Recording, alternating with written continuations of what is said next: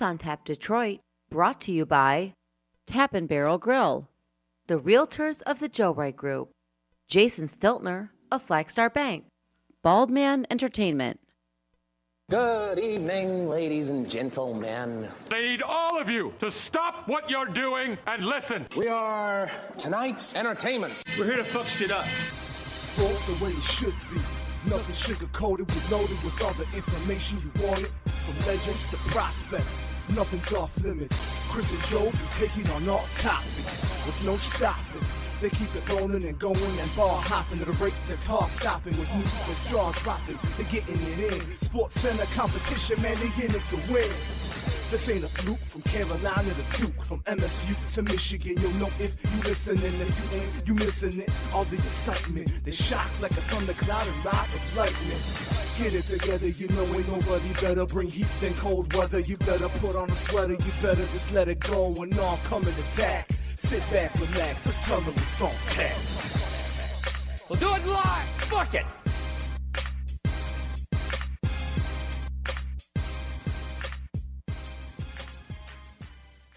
Happy Chinooka. I have no idea what Chinooka is, but happy Chinooka because they said so. And with that being said, welcome to episode 194 of Sports on Tap Detroit. Alongside Joe Waddell, I'm Chris Scott, and we got two special guests in the house. We got Mr. Frank Dergata and Mr. Eric Anderson. Gentlemen, how are we doing? Doing good, doing good. We're here. How's your holidays been so far? Just starting. Just starting. Okay. Yeah. Okay. You guys got all your gifts and all that nonsense Yep. taken care of? Yeah, for the most part. Nice. Nice. I was still buying some yesterday, and I'm spending a lot of time wrapping. So yeah, it's. I still have a little more wrapping to do. Yeah? Now, are Yeah. you wrapping it, or is Alicia wrapping it? I heard she's like a professional She is. gift wrapper. Oh, she is. Yeah. Yeah. She wraps everyone else's but her own. Okay. Well, I mean, Yeah. that kind of makes sense. You don't make her wrap her own. That's. No, I thought about it, but then Spoiler. half the time she can figure out what it is already. Yeah. It would be nice. I'm not very good at wrapping gifts, but I do it. I'm not either. Horrible. I'm not either, because I remember, I think it was last Christmas, she offered her wrapping services. She did, and I never heard anything back. So Yeah. I am stuck wrapping my Yeah. gifts. So you could have had her wrap all Raylan's gifts. Could have absolutely done that. You need to reach out every year, then. Yeah, I'm gonna have to. She's not on a That's what bags are for. auto renew. That's literally what we do now. We just use the gift bags. Yeah, It's just so much easier. Throw See, that and- paper in there and just I do that for the adults. It's the kids that I have a hard time doing it for because they just so much like unwrapping presents. They do. Right? They do. Which is cool. I mean, you see that look in their eyes. And they're like, Yeah, oh my it's God, it's the unwrapping part of it for kids. Once they get to it, now I've hit the point with the two kids now where they're 8 and 7, going to be 9 and 8 here pretty soon. So I've hit the point where I don't feel like it's I have to wrap each thing individually because when you're a little kid, it's the more presents you have, the better, right? Yep. So even if you can combine some things together into like a little bundle of a gift, you don't do it because you wrap them all separately because it's the unwrapping of all the gifts.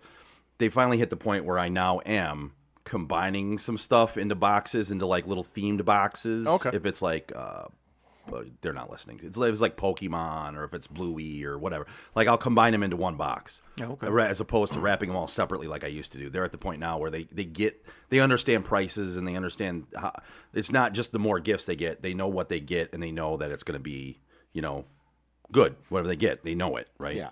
Now, what was the biggest, like the big gift that Ray wanted that you got her this year? There was no, so Ray doesn't ask for really big stuff. But like something that she like wanted, So I would say the biggest spend gift I usually get her every year is the one she continues to want. And I told her whenever you stop wanting it, just tell me and I'll stop buying it for you. But I do kind of check every year, and it's the Disney on Ice front row tickets. Okay. We go with her mom and I take her every year. We go every year around her birthday because they're in town every year right around her birthday. It's either the weekend before or the weekend after. And she loves it. And we get front row tickets, and we're right there in the middle of it. And it's like the best night of her life. She loves it every single year. And I think that's pretty cool. Like that's awesome. So And we know what tickets are to events, so you can imagine those aren't cheap. we do. It's Disney and it's front row. So they're not cheap. So you're by any basically means. just looking forward to when she gets out of the Disney phase. Actually, no. Really? I don't mind it. I actually really enjoy it. As long I as was she, gonna say, he's kind of into the Disney stuff too, though. I will be into it as long as she's into it. Okay. And I enjoy it while she's into it. Now, when she gets out of it, great. We'll find other things to do, right? Like, again, we go to Disney. We've gone 3 years in a row. I'm not sure we're going to go this year, probably, but we'll end up going to places like Universal Studios more, or we'll frequent going to, like, theme parks all around, whatever the theme parks are. If she gets into bigger rides, like, we'll find other things to do. But for now, totally into it. You're I taking her enjoy to it. Cedar Point, right?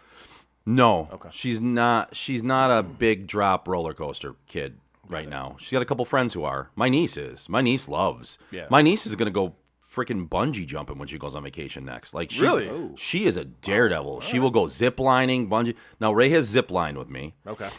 But my niece is going to like go cliff diving when she goes down to Florida. And like, you know what I mean? Like she's a daredevil. My daughter's a little more cautious. All right. She's all about having fun, but she mitigates the risk before she does it. she's a risk assessment analyst, really, is what she is. Everything I do.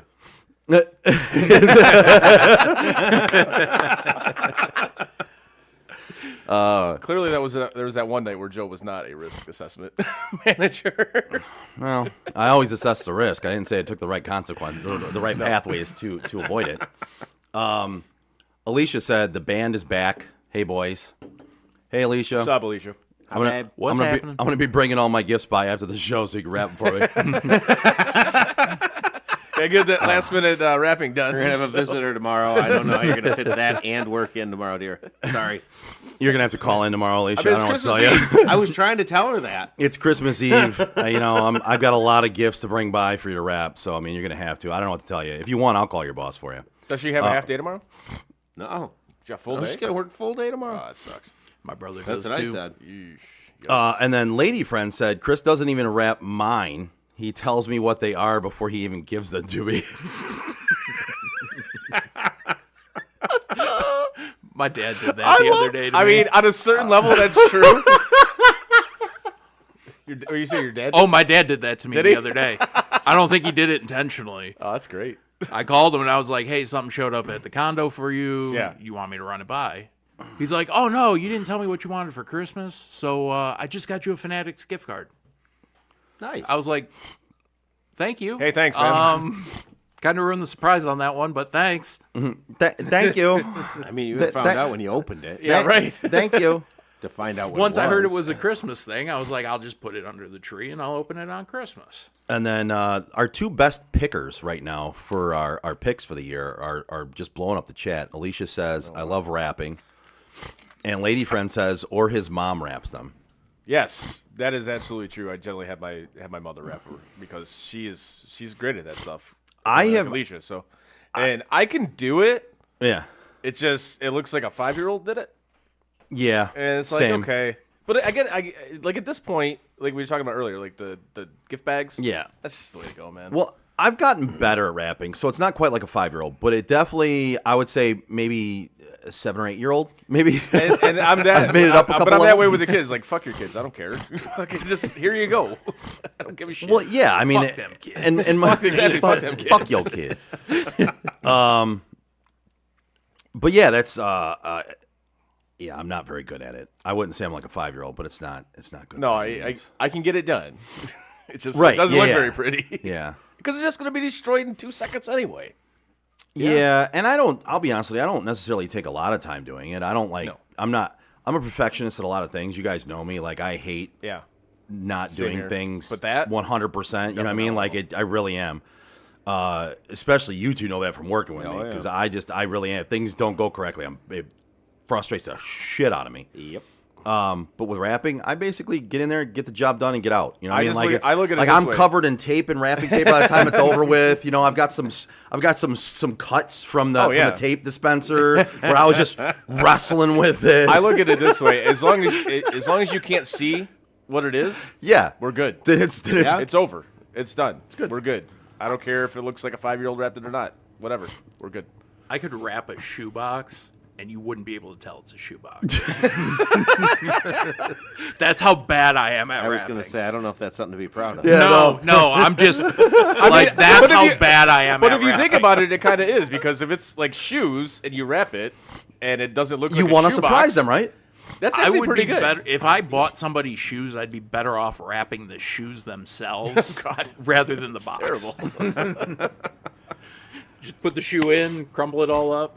All right, There so you go. And for anybody watching now, if you're listening to this, or if you're going to listen to it later on the podcast version of it, you're not going to see it. But for anybody watching, my beard is lighting up different colors. yes, it is. Because I have a shirt on that lights up different colors. It is National Lampoon's Christmas Vacation shirt where Chevy Chase gets electrocuted, and it has blinking multicolored lights on it. So that is why my beard, which is normally gray, or white, whatever you want to call it, is flashing lights. It's Dennis not, would approve.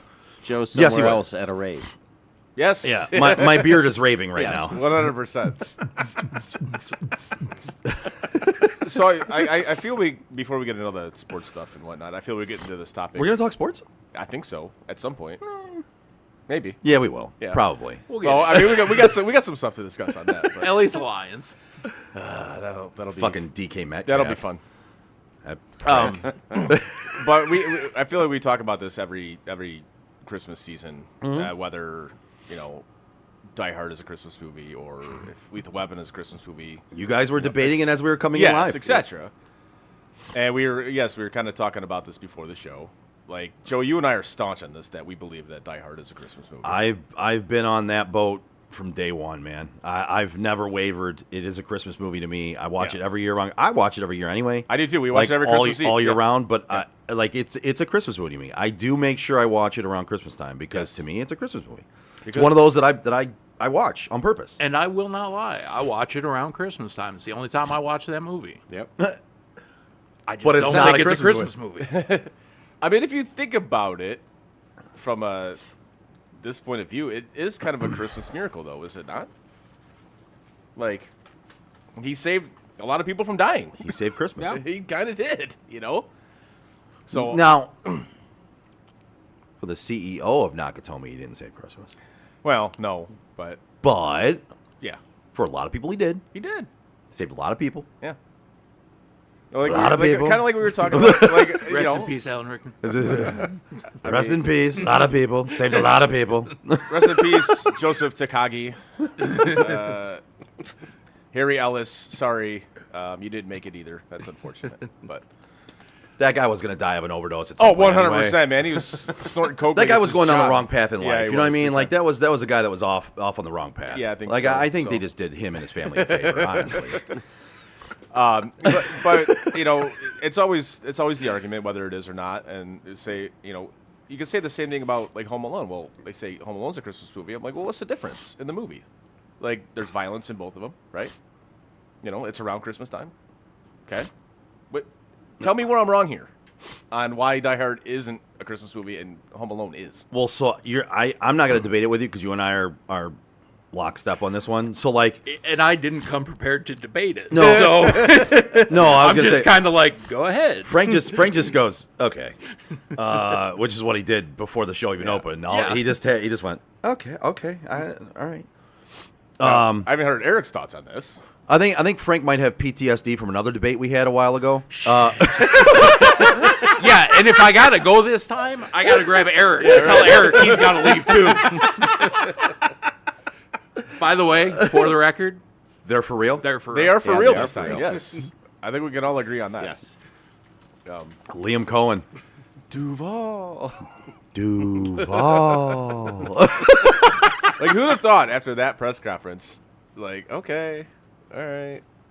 Seems like Yeah. these psycho coaches turned out to be like good, I guess. Like Nick Sirianni's press conference, terrible. Yeah. But So yeah, sorry, interrupting that. Eric, what is your thought? What are your thoughts on that? I agreed. I Oh. agree with you guys. they think it is a Christmas movie. Yeah. Yeah. Oh shit, Frank, just don't say anything. that's why I'm sitting here quiet. I'm outnumbered, as usual. We already talked about on this show. We're not going to relive. We already check marked the box of drunk co-host, so we're not going to do that one again. Oh yeah, that was That was a scene. So man. we already checkmarked that box. We've all agreed not going to do that one. That was a scene, man. Let's checkmark the box that we've already had a person walk off the show. We're not going to do that again either. Yep. No, we checked that off. Yeah, we years checked ago. that off a while Yeah, that ago. wasn't a 2025 thing, but we checked it off. We've checked off casual racism. Funny thing is, Frank checked 2 of those boxes. I'll leave it up to you guys to determine which 2 he checked. Yeah, let's say I don't think before I speak. I go, oh, that would be funny, and then say it.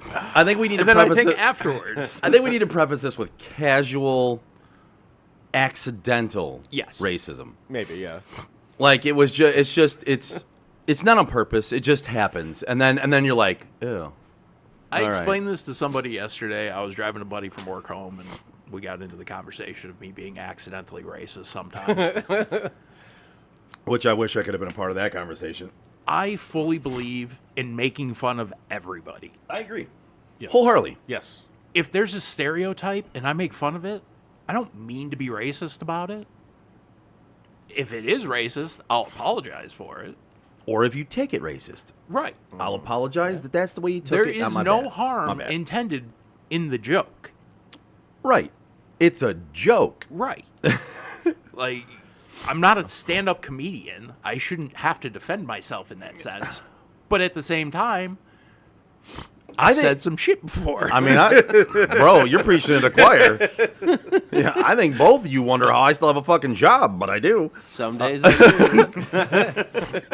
But I've wondered that since before I started there.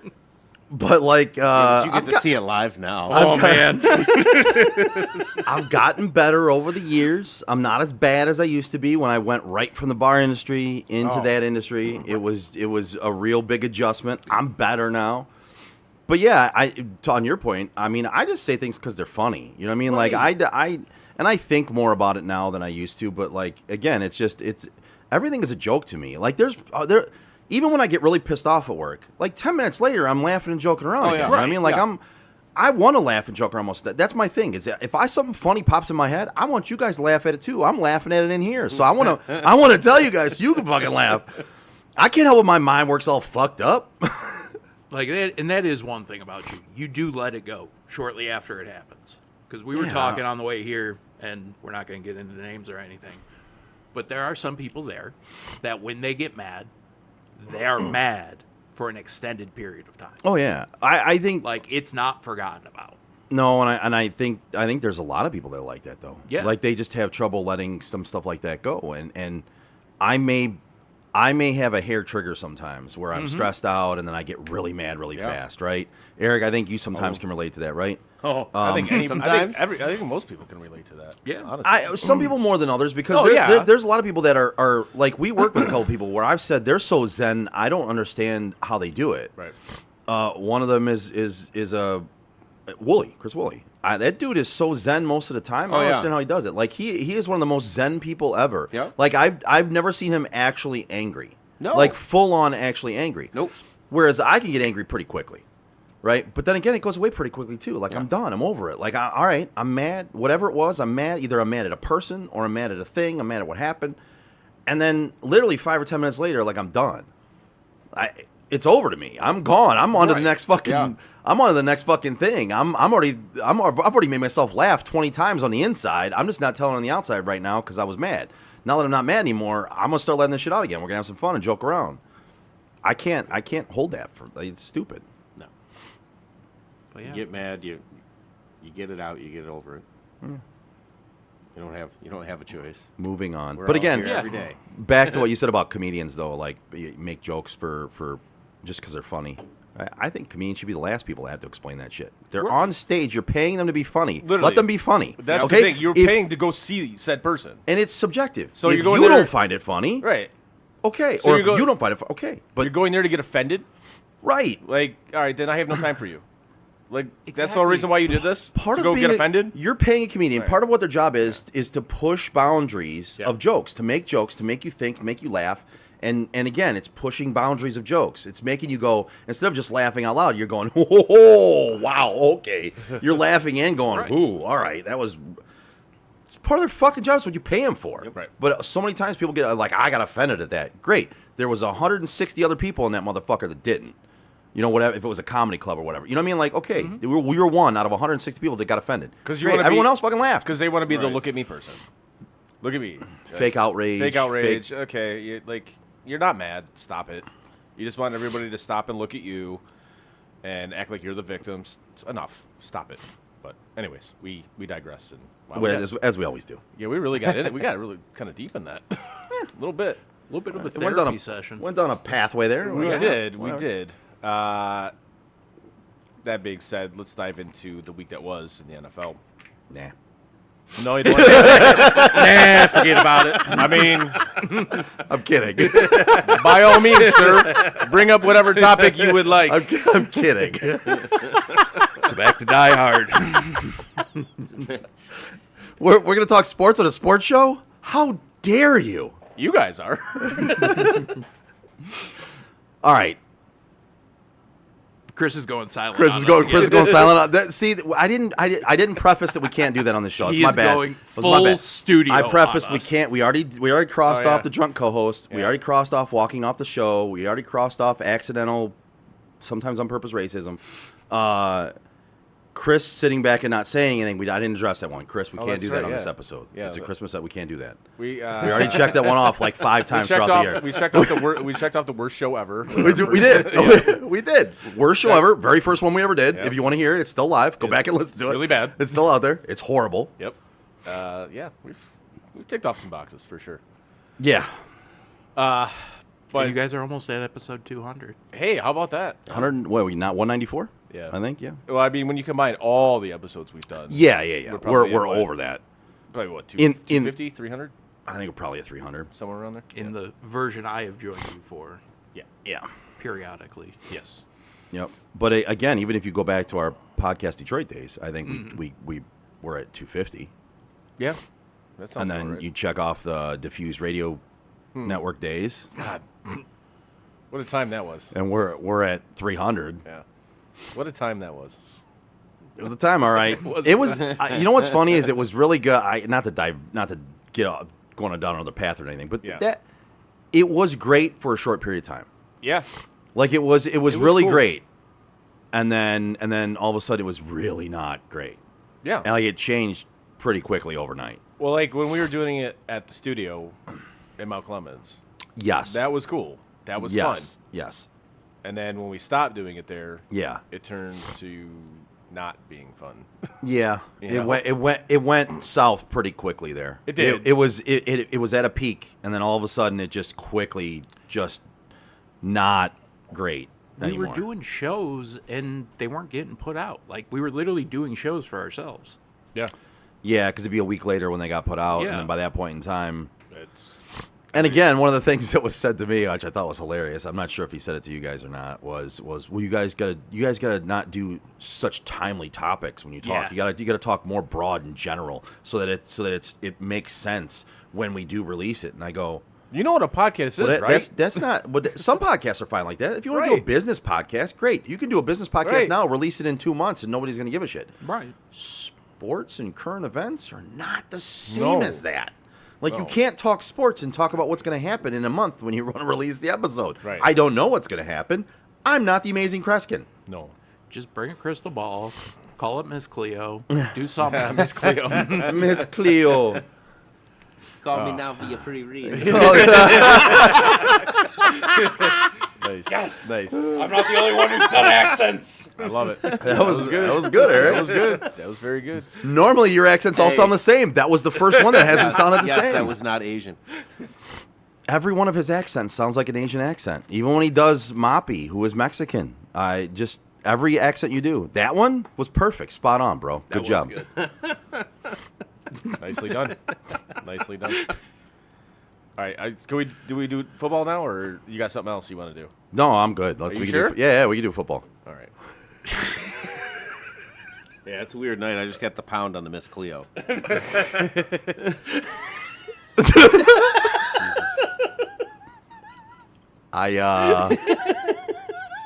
Gonna let that one go. We're not even 30 minutes in, and it's off the rails. We're trying to talk football, Eric, so they're pounding Miss Cleo. I didn't know Frank was Miss Cleo. You're pounding Frank? Wait, what? What the fuck is happening? I don't know. I'm not a willing participant in whatever's going on. Here? How is it? Never mind. Never mind. For the love of God, can we talk football? Yes. Yes. So DK Metcalf. Oh, we're going right to that game. All right. We can go right to that game. That's fine. Let's do it. Let's get into it. Okay. Go right to the Lions game. We'll go right to the Lions game. Fuck it. Yeah, I'm in for that. Let's go. Steelers take out the Lions 29-24. And obviously, if anybody watched this game, the Steelers kind of dominated this game. In a lot of ways, yes. Yeah, they did. Yeah, kind of. Yes. Oh, Total. say they did. Not Total domination. I guess. But a couple things from this game. I still hate when coaches play prevent and win defense, because that's exactly how the Lions got back in this game. I will never understand why you won't just do what you were doing. It worked. It clearly worked for 3 quarters. But no, let's play prevent and win defense and let this team back in the game and almost steal it from you. But according to Lions fans, it was because 2 bad calls. That's why they lost, right? No, it was because DK Metcalf. DK Metcalf was allowed to stay on the sideline after punching right, somebody. Right. I mean, completely ignoring the fact that you gave up almost 500 yards of total offense to the fucking Steelers. 481 to be total. 230 of that was rushing, by the way. Yeah. You know how many yards the Lions had rushing? 15. Yes, you are correct. Less than Pittsburgh's tight end. Yeah. Ignore that, though. That's not the reason they lost. Ignore that. Focus on the 2 penalties and DK Metcalf. That's the reason. Well, to me, the focus was on, and you guys tell me if I'm wrong, the focus, as soon as the game was over with, the focus was on DK Metcalf. Yeah. Mm-hmm. I mean, it wasn't even really on 2 offensive pass interference calls where what I saw, one it was more questionable. it was more on the penalties than DK. I saw the exact opposite of what you saw. Okay. I saw endless comments about how was he allowed to still play in that game? Can't the NFL suspend him? Shouldn't they have escorted him off the field? Shouldn't they? That was all I saw afterwards. Literally all I saw. I saw a little bit of both, but at the same time, it's like, how can you blame him? 4 catches, 40 yards, 42 yards. Yeah, he didn't do shit. He didn't help. He wasn't at 250 yards of rushing against you. No, and so here again, this is where to me it was Lions fans wanting to point at anything other than the fact that the team got brutally manhandled on the front line. The whole front line. The whole front line in that game. They should have got bullied. Defense and offense. The trenches got bullied for Detroit. Yep. And instead of Lions fans, if you wanted to say the 1 pass interference call, like, cool, say that. But to me, this was a classic diversion of, well, now that the game's over with and I'm pissed, I'm going to focus on this. This is bullshit. This shouldn't have happened. It was like, okay, I'm not going to lie to you. I agree with you. I think DK Metcalf's a fucking punk little bitch. I think what he did was fucking stupid. I think he should be suspended, which he is. I think he should be fined, which he's going to be. I think all that, you don't get a carte blanche to lay your hands on fans. No. But to automatically, as soon as the game's over with, to point at that and go, "Whoa, that was bullshit," it was a diversion tactic, in my opinion. That's what it was. It always is, because with this fan base, they can never just lose. It's never like the other team was better, or you simply got outplayed. It's always something else that it's always blamed on, you know. And the fan base. The Lions are 8-7 this year. They haven't lost a single one of those 7 games. I'll tell you that. Oh, no. The refs have lost every one of them. Or DK Metcalf, they haven't been a current playoff team since week 2. You know, see what you want. Well, and again, there was the narrative. Well, the team is the number 1 in total offense. Okay. Look at some of the teams that the offense got put up against, and then look at some of the other teams where that offense was non-existent. So yeah, you could beat up on some little guys. You can beat up on, St. Mary's, fucking wheelchair division or whatever they are. But whatever. Must be an expansion team. Right? Yeah. You're. Is that where Sister Jean plays? Yeah, Sister. Rest her soul. No, but like, you know what I mean? Like, you could put up a bunch of yards against some shitty-ass teams, and then, of course, you're inflating it. You know what I mean? Like, it's not a true tale of what their year has been this year. They were dominant last year. That team was dominant last year. As much as I don't like it, they were dominant last year. They're not this year. They're far from it this year. They've dominated some teams that they should have dominated and stacked up those yards and stacked up those points. But in the teams that they should have competed better against, they really haven't. And that's their downfall this year. Mm-hmm. And honestly, it goes back to Chris. Goes back to what you and I said before the season started. Sorry, now that the season's almost over, it points that we're correct. The two coordinators were a big loss. A big loss. Yeah. Because if just you have seeing what Ben Johnson's done in Chicago alone proves that. Correct. But again, if he ain't shit. He ain't shit. He ain't shit. But Eric Glenn ain't shit. I stand by that. I've stood by that for fucking years. I can't. If losing those two coordinators wasn't such a big deal, why is Dan Campbell coming in halfway through the season with his fucking spectacles on calling plays? That is not what you should be doing halfway through your fucking season. All over again. That is not what you should be doing halfway through your season, man. It means you made the wrong call at the offensive coordinator and defensive coordinator positions. It does. I look at this team, and I'm telling you, that's a big loss for them. This team probably looks different if they have the same coordinators come back. I'm sold on that one. I don't agree with Aaron Glenn, but you know my opinion on Aaron Glenn. I've made my opinion on Aaron Glenn very known on this show. Yeah. I don't think he's anything special. I think Kelvin Shepard was an upgrade, but I think right now you have a defense that is not only hurt, they're young, and the pieces you have aren't good.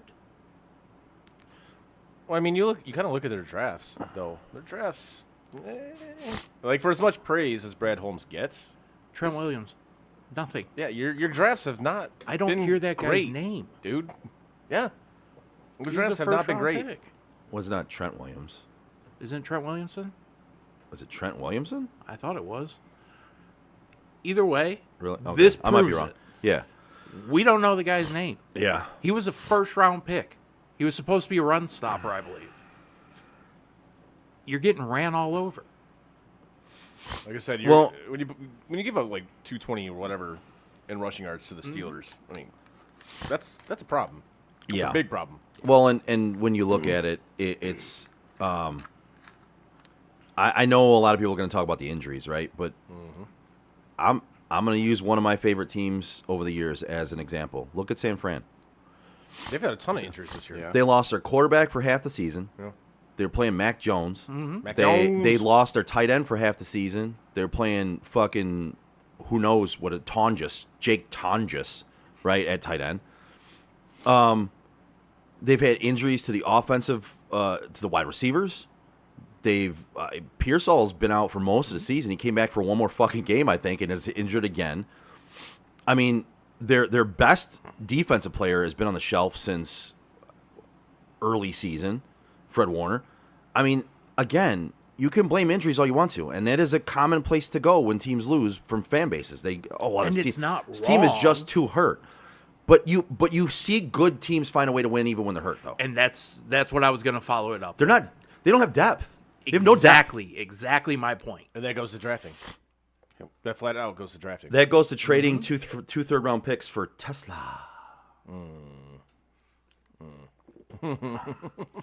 Those are death pieces. You traded two death wrong. pieces. Great. The guy has scored 5 touchdowns in his rookie season, along with Amon-Ra St. Brown and Roy Williams and a couple others. And what does he have? Great. 13 total catches. Exactly. Yeah. He's a modern-day Chris Carter, I guess. Sure, he's going to be super great, just like Amon-Ra was. But, again, traded away 2 picks where you could have had depth pieces. You could have drafted depth pieces for your offensive line or for your defensive line. That's where you get them, is in the 3rd round, the 4th round. That's where you get those depth pieces for offensive, defensive line. They're not the ones that go in the 1st and 2nd round. Those are your starters you're trying to go after. Yep. But if you have an offensive line, if you have a defensive line, you're going after depth pieces in the 3rd and the 4th round. If you're trading those picks away all the time for other picks that you want a flashy, you want the Mercedes-Benz. You don't want the fucking, the Jeep that's going to get you more miles. You want the flashy Mercedes-Benz. You're going after Jameson Williams. You're going after Tesla. You're going after... That was not- that was one pick when they traded up to get him. I'm like, why are they doing this? Could have had Kyle Hamilton. You could have absolutely had Kyle Hamilton, and you should have had Kyle Hamilton. That dude's a stud. And if you go back to that draft show, I was basically sitting here crying, asking you to draft Kyle Hamilton. But it was so weird during that. We saw that and we're like, he's gonna end up a Raven. And sure enough, obviously that's where he ended up going. But Because it's a Baltimore pick. he's He's a Baltimore Raven, 100%. Yeah. But he could have been a Lion. But no, you had to go for the Flash and get. And I don't necessarily want to say he's a head case, but You got an $84 million wide receiver who shows up 30% of the time. Again, 33.3% of the time. That's a problem. We'll say a third of the time. That's a problem. it's a pretty big problem. That is a problem. And you gave him a contract after he'd proven nothing. So now that we've talked about DK not mattering on the field, thoughts on the punishment, thoughts on the actual situation. Chris, I know you're probably gonna have some select thoughts on this. I kind of want to hear you say this. No, I mean it was. I think it's something that you have to look at in real time, and I don't necessarily think you can you're out of the game because you don't know what happened. You literally don't know, so you have to wait until after the game. And obviously, he was going to get suspended one way or the other. And it's not a call, but I agree with you on that one though. It's not a call you can make mid game. No, it isn't. You can't just see that happen and go get him out of there. And apparently nobody saw it. Like the officials didn't see it. No, they did not. But again, you can't just say that. All right, well, it's on TV. Yeah. And NFL in New York should have it. They should call into that game and tell them to get. But you can't do that. But you can't. It's like it's like taking. But why? They do it in the middle of plays. Why? They do. For plays, not for an altercation with a fan on the sideline. Yeah. No, you're never going to see that. I mean, do you automatically get into a scuffle on the sideline and then automatically you got charges brought against you? No, there's an investigation. There's things that have to happen. Right. You can't. It's not assuming somebody's guilty of something just because you see it. You don't know what led to that. You don't know what he was called. And again, by all accounts, I know you're saying you've seen some things. I personally have, from what I've looked into, I didn't see where it's confirmed that anybody heard him say that. I know it's said by DK's team, and DK has said it to people. But no matter what, you have to do you have to look into it. You have to do an investigation. And this is exactly why I said what I said. Is because nobody knows. Yeah, and that's exactly nobody it. knows. So you can't just be like, you're gone. Like, oh, okay. So the guy called him the N-word or something like that. Purposely. Okay. Like, I don't blame him for reacting like that if that was the case. Still probably going to get fined. Yeah. Still probably going to get suspended, maybe for one but game. My point is, you can't just automatically go, you're out. You can't. I agree with you. I agree with you. You can't. I 100% agree with you. You can't. And quite honestly, if that's what the dude said to him, you fucking deserve to be punched in the face. Yeah. Well, especially when this dude is literally, he was like, "This is what I wanted. This is what I came to do." I'm like, first of all, you're a fucking loser if that's what you went to the stadium to do. Like, get a life, bro. I'm For not. real. I'm not going to excuse DK because what he did is fucking stupid. And dude, that's what you have security on the sidelines for. Yeah, you can't do that. But then where the hell was the security on That's this? what I'm saying. Like, dude, at that point in time, why are you walking over to the guy? Get security and tell him to get the fucking guy out of there because they'll do it. But should security be there? They should. Like, but along again, that there was a breakdown somewhere in that, right? Yeah. So DK completely wrong in what he did. Don't go over there, dude. You're a fucking professional football player. You should be able to hear people yell from the sidelines and just tune it out, man. I've had people call me names to my fucking face and tell me they were gonna kill me, and they were standing this close to me, and I shrugged it off like I didn't fucking care. Like, you can do it, bro. It's possible. With that said, that guy is a complete fucking loser too, man. Yep. And that's where I'm at in this one. You're literally going there wearing some blue fucking weird wig, trying to yell shit at a player to get them to do something. Get a life, man. Get a life. This will probably be another one I'll get a death threat for. Get a fucking life. You're a loser. Like, you're 40, 50 years old, just looking at the guy. It's like, dude, what is wrong with you? You went there to do that? That was your whole point of going there, was to do that? That was what you were doing? Fucking grow the fuck up, man. Get a life. Go there to watch the game. Yeah, there's got to be a better reason to spend that much money on a ticket. That's Especially where those seats were? Yeah, absolutely. That is not a cheap ticket. Some people just need to grow the fuck up, man. I just don't understand. But we see this all the time in sports now, where these fans are just getting in fights all the time.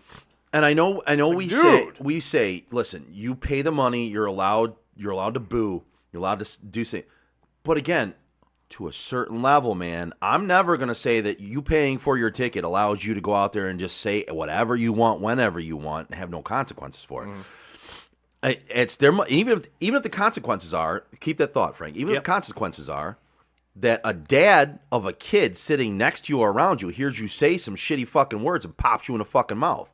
That's consequences as well. You can't just go out and say whatever you want to whenever you want to, right? People live like that, and that's just not the case. Should you put your hands on somebody over words? No. I preach that to my kid. No, you shouldn't. But again, if you're going to be that much of a fucking dickhead where you're going to literally try to bait a fucking NFL football player into punching you and you're that big of a piece of shit, sometimes you deserve to get punched in the fucking face. I'm just saying. And I think this is the problem with like this, I guess, social media age now, where people have gotten way too comfortable to say whatever the hell they want, you know, behind a keyboard, and not get punched in the face for it. And then they go to an event such as this and feel they can do the same thing, and they're not going to have to answer for it.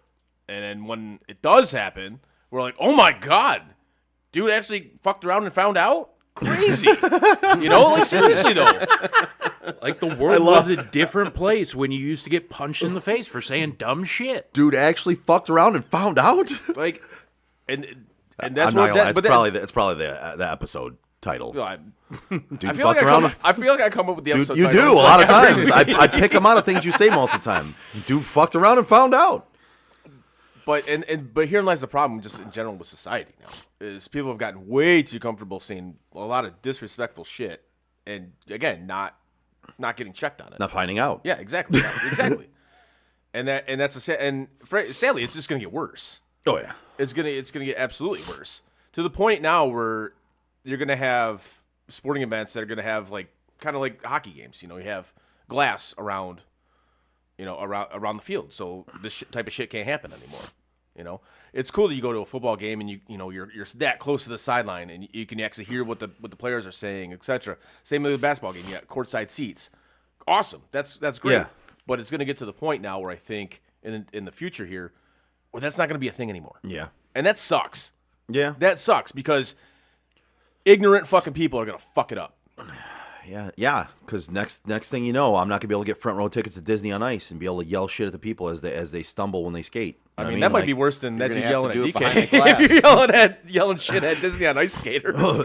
Joe's over there yelling at Elsa because she tripped. That sucked. Hey, the Norwegian judge gave that an 8.6. Fuck you. Hey, Elsa, let it go.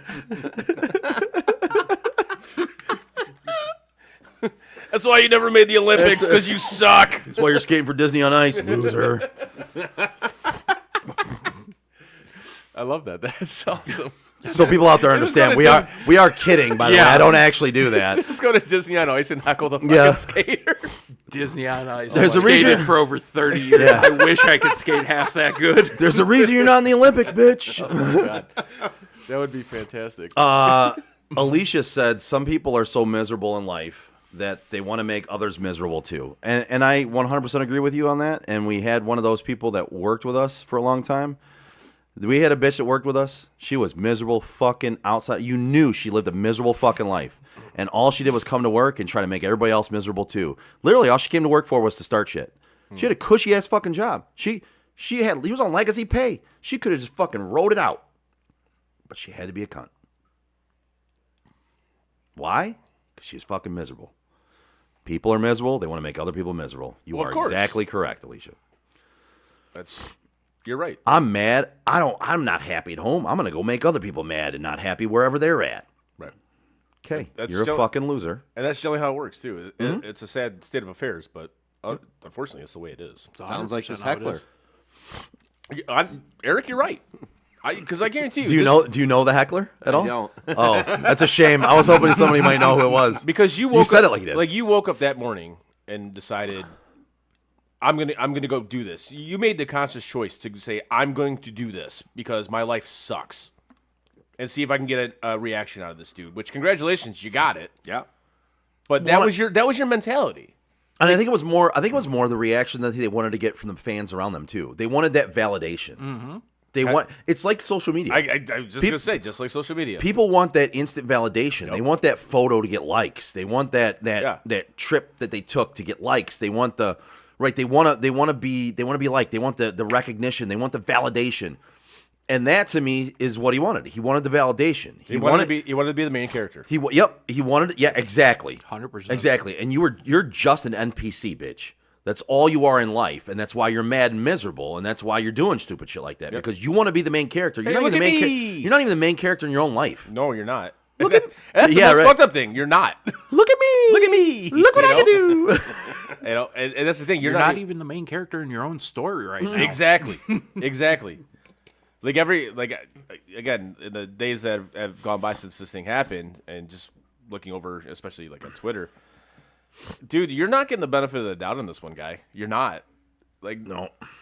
Most people I've seen are like, no, this dude, I saw something too. I haven't been able to look into it to make it credible, right? I don't know whether it's credible or not. This guy also heckled him at like in Seattle. I had seen that. Yeah, God, when he was what an playing even for bigger Seattle fucking last loser. year. I read that he had heckled him before, and they had a previous run-in. Jesus, what an even bigger fucking loser. Right, so this guy just makes a career out of going around and heckling DK Metcalf? Like, and of Was it all just people, him? would that be the one you choose? Right, I don't- Have you ever seen DK Metcalf? That's a bold strategy, Cotton. I'm going to take my chances playing chicken with a semi before I fuck with that guy. But not to mention, like, why DK Metcalf? He doesn't, on the list of people in the NFL that matter, that you would either hate or love or whatever, have strong feelings towards, DK Metcalf would be a nothing for me. I nothing DK Metcalf. I don't like him. I don't dislike him. The dude is a monster that can't really play the position he plays very well on the field. Sometimes he's really good. Sometimes he's really bad. He's a mental midget. That's why. Flat out, he's a mental midget. But why does the wide receiver position do that? I don't know. Like, we see it more with wide receiver positions, Oh, don't 100% you do. And I know you got to have that type of mentality, like, I'm the best. Give me the fucking Give ball. me the ball, etc. I get that part of it. But I don't get the other part of it where you're just an asshole. Mm-hmm. Like, you can have that mentality on the field, like, I want the ball. I'm the best out here. I want the ball. Mm-hmm. But everything else, you're just a shitty fucking person. Well, and a lot of other players have done something. Yeah. That's No, you're right. They Yeah, were you're right. really like that. Yeah. Like, and He that's the hasn't thing. really. I mean, I haven't seen anything super crazy that jumps off the sheet that says that. But that's like he was the hitman in Seattle when he was in Seattle. Right. He was all right. yeah. And he had the talent. He had the talent to be that top, like, elite style wide receiver. You know, he had size, speed, etc. But again, he's a mental midget, and his hands are kind of questionable. But that kind of leads to my point a little bit is because you could have been if you focused on what you were doing on the field, you could have been one of those guys or that guy. Yeah, if you've got problems catching the ball, you take a look at what some of these guys with good hands do. Yeah, Mon-Ra. They catch the ball. they catch the ball. They probably don't care what the fans are saying. But they're in practice. Well, They're in practice catching 200-300 balls. I didn't mean to narrow it down for you, but if you can't catch a football, look at what these other guys are doing that can catch a football. Yeah, they're catching the football. You work at it. You get better. I do find it kind I agree. You more reps with the jugs machine, something to get yourself better, and don't be, as you called it, a mental midget. Like, don't, again, like you also said it too. Those guys probably don't give a fuck what Jim Bob Billy Bo Joe in the fucking stands is yelling at them. They don't fucking care. That's a hell of a name. It is. Well, wasn't he? Didn't I'm he used sorry, to be but didn't he used to be the offensive coordinator for the Lions? Jim that's Bob Cooter. Cooter. That's Jim Bob Cooter, not Jim Bob. Cooter. Jim Bob Billy Bo Joe Cooter is his brother. Okay. All right. But just that's what I equate. That's what I would see as a name of somebody who is in the stands, like full white trashing it up, trying to get players to. That's fuck what this dude looked like. That's what I'm saying. Like, no, that's what I'm saying. whole Like outfit. I'm gonna, Oh, yeah. I'm gonna go today, and I'm gonna get DK Metcalf to yell at me. He might even punch me. He might punch me, and I'm gonna be so happy. Like, okay, Jim Bob, what the fuck? Go fucking watch the game, you fucking loser. Yes. But like you said, it was like oh, these guys like don't care about the fans or anything like that. It's starting to affect this team a little bit. You see Jared Goff kind of. Oh, that Jared Goff quote. He doesn't have thick skin. So we need thick skin to play for this team. We talked about this last week, we didn't have you two here to pick your brain. I kind of want a Lions perspective on this, not the rainbows and sunshine fucking Honolulu blue Kool-Aid drinking ones that were on the radio stations that were talking about this or on social media were like, oh, you guys are making too much big of a deal about it. He didn't mean that. I mean, he fucking said it. Mm-hmm. He literally said it. Mm-hmm. So, do you guys know what we're talking about? No. You don't? No. You know every player's fucking nickname on the team, and you don't know what Jared Goff says? Are you talking about when he was bitching about the fans? Yes. Yeah. I don't know specifically what he said, but I know he was bitching about them. Yeah, he said it pissed him off that anybody doubted him. Okay. And that they would go out there and prove all of their people wrong. Okay. And 50% of the time you do that. And the other 50% of the time you prove everyone right. If that's a quarterback of my team that I'm rooting for, I hate that. I hate that. You don't want to see. Yeah, you don't want to see him. It pisses you off that people are doubting you. You're literally. Like we haven't done anything. Mm-hmm. I mean, we've gotten to a couple of places, but we really haven't been that far. We're doubting you because you're completely inconsistent. So let me translate this. And it's the only thing you consistently do is be inconsistent. So we had talked about it. My translation to what that quote is, how dare you doubt us? We've given you all the reasons not to doubt us. How dare you doubt us? You are fans. We're going to prove you wrong. I'm pissed that you're doubting us. What have they given you that gives them carte blanche to just say you should never doubt them ever again? Nothing. What? They had 2 really good years. They were world beaters last year. They had 2 really good years. 2.5 maybe. Right? But again, what in there says that you're not allowed as a fan to doubt them when they give you reasons to doubt them, when they play like shit? Okay. So you consider me a fan. A Lions fan, You're right? both Lions fans, in my opinion. You consider me a Lions fan. Both of you, yes. Okay. The show we did before Dan Campbell finally turned this thing around. Mm-hmm. Do you remember what I said? Mm-mm. Vaguely. I said if he didn't turn it around, I was walking. Yes, you did say that. Now that I do remember that now. Okay. Didn't remember it until you said that, but I do remember that. Correct. Yeah, I was done. Yep. I'm still considered a fan, and I was ready to walk away from you. You can be a fan and expect greatness. Yeah. You can expect more out of your team. The one thing that we didn't talk about earlier when it came down to the Lions losing all these games, Yeah. there were some games you just got beat by better teams. I would And say most that's of them. okay. But yeah. Like, that's okay in I would say football. there's a couple ones where they lost to worse teams, but they still lost. Which I agree. Right? I mean, But that's why I said. But there was always the excuse of this happened, this happened, this happened. It's never like you just said. You got beat by a better team, Right. or they just outplayed you. I came on last week and I was pissed. I was like, for the love of God, can the NFL just fucking not blow a goddamn call in a Lions game so we don't have to come on the air the next day and have to hear about how the only reason they lost is because that bad. Please just do what you can. Put extra refs out there. Have them all along the fucking field. Like every 10 yards is a ref. Have them watching from New York only on that game. They're not concentrating on anything else. So you can get all the fucking calls right so that, God damn it, there's not an excuse after the end of that game. If I could have 2 things in life right now, in my sports life. 1, the refs stop fucking over the Lions, quote unquote. 2, disband Notre Dame football. Ooh. I am so fucking tired of hearing about Notre Dame football and what crybaby bitches they have been for the last fucking month. I kind of, Frankie. I want to get into that here after we do the NFL stuff. Like I want to get into that. I am ready for them to disband because I'm so tired of hearing about it. Oh my God. I do want to say Jacob just chimed in. He said, "I'm sorry, Joe. I'll be taking you down this week." That sounds... Jake, thank you for. It's fantasy football. No, I get it. Yeah. But Didn't realize you were Jake, into that. Jake, Yeah, nor did I. thanks for joining in and thanks for watching and listening. We appreciate it. I appreciate it. Thank you. Yeah, him and I actually were in the championship last year in that league as well. Yeah. So 2 years in that league, him and I are facing off in the championship. He won last year, unfortunately. I will say, second year in a row, I'm in 4 leagues. Championship game in 3 of them. Well, you know who is a champion? Yeah, Jason Stiltner for Flagstar Bank. Attaboy. If you're a homeowner or looking to be a first-time home buyer, give Jason Stiltner, Senior Loan Officer at Flagstar Bank, a call today at 248-752-3631. Jason has great mortgage programs for first-time home buyers, including down payment assistance options and excellent interest rates. Again, give my guy Jason Stiltner from Flagstar Bank a call today at 248-752-3631 and get the excellent service you deserve.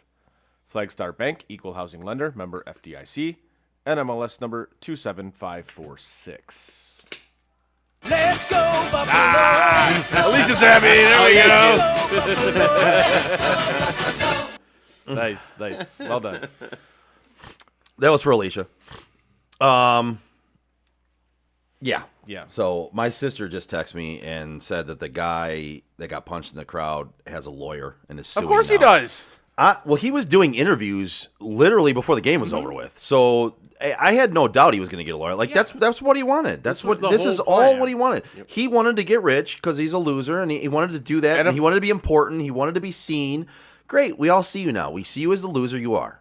Congratulations. Like if I'm a judge and I see all the things that come out about this, I'm like, no, I'm dismissing it 100%. Like, no, you're done, clown. I just look at it and go, what did you say? Okay. You said it. You deserve to be punched in the face. It depends on what he said, too. I mean, I'm saying that with the assumption that he dropped that word. Yeah. No, and I think in that case, there's most of us would say, you got what you had coming to you, bro. Yep. Like I don't. At this point in time, I want to try to fight to get DK unsuspended. if that's literally what you say, you know what I mean? Like, there's no excuse for that in my book. Now, if he did what the guy's saying he did, right? Then no. I understand. There's a lot of people who don't care for their government name. You can't punch people in the face because they call you by your government name. No. Posted somewhere. You can punch them in the face if they call you the other thing, though. Yes. 100%. In my opinion. I think that's fair. Honestly, no, I think that's fair. And Alicia did say she was dancing by herself. I believe for that song. I feel like if the four of us agree on something, it needs to be law. That's fair. Actually, that's pretty fair. I like that. Yes. We don't all four agree on much of anything. It's rare that does happen, but it apparently happens. You get punched in the face for saying dumb shit, that's law.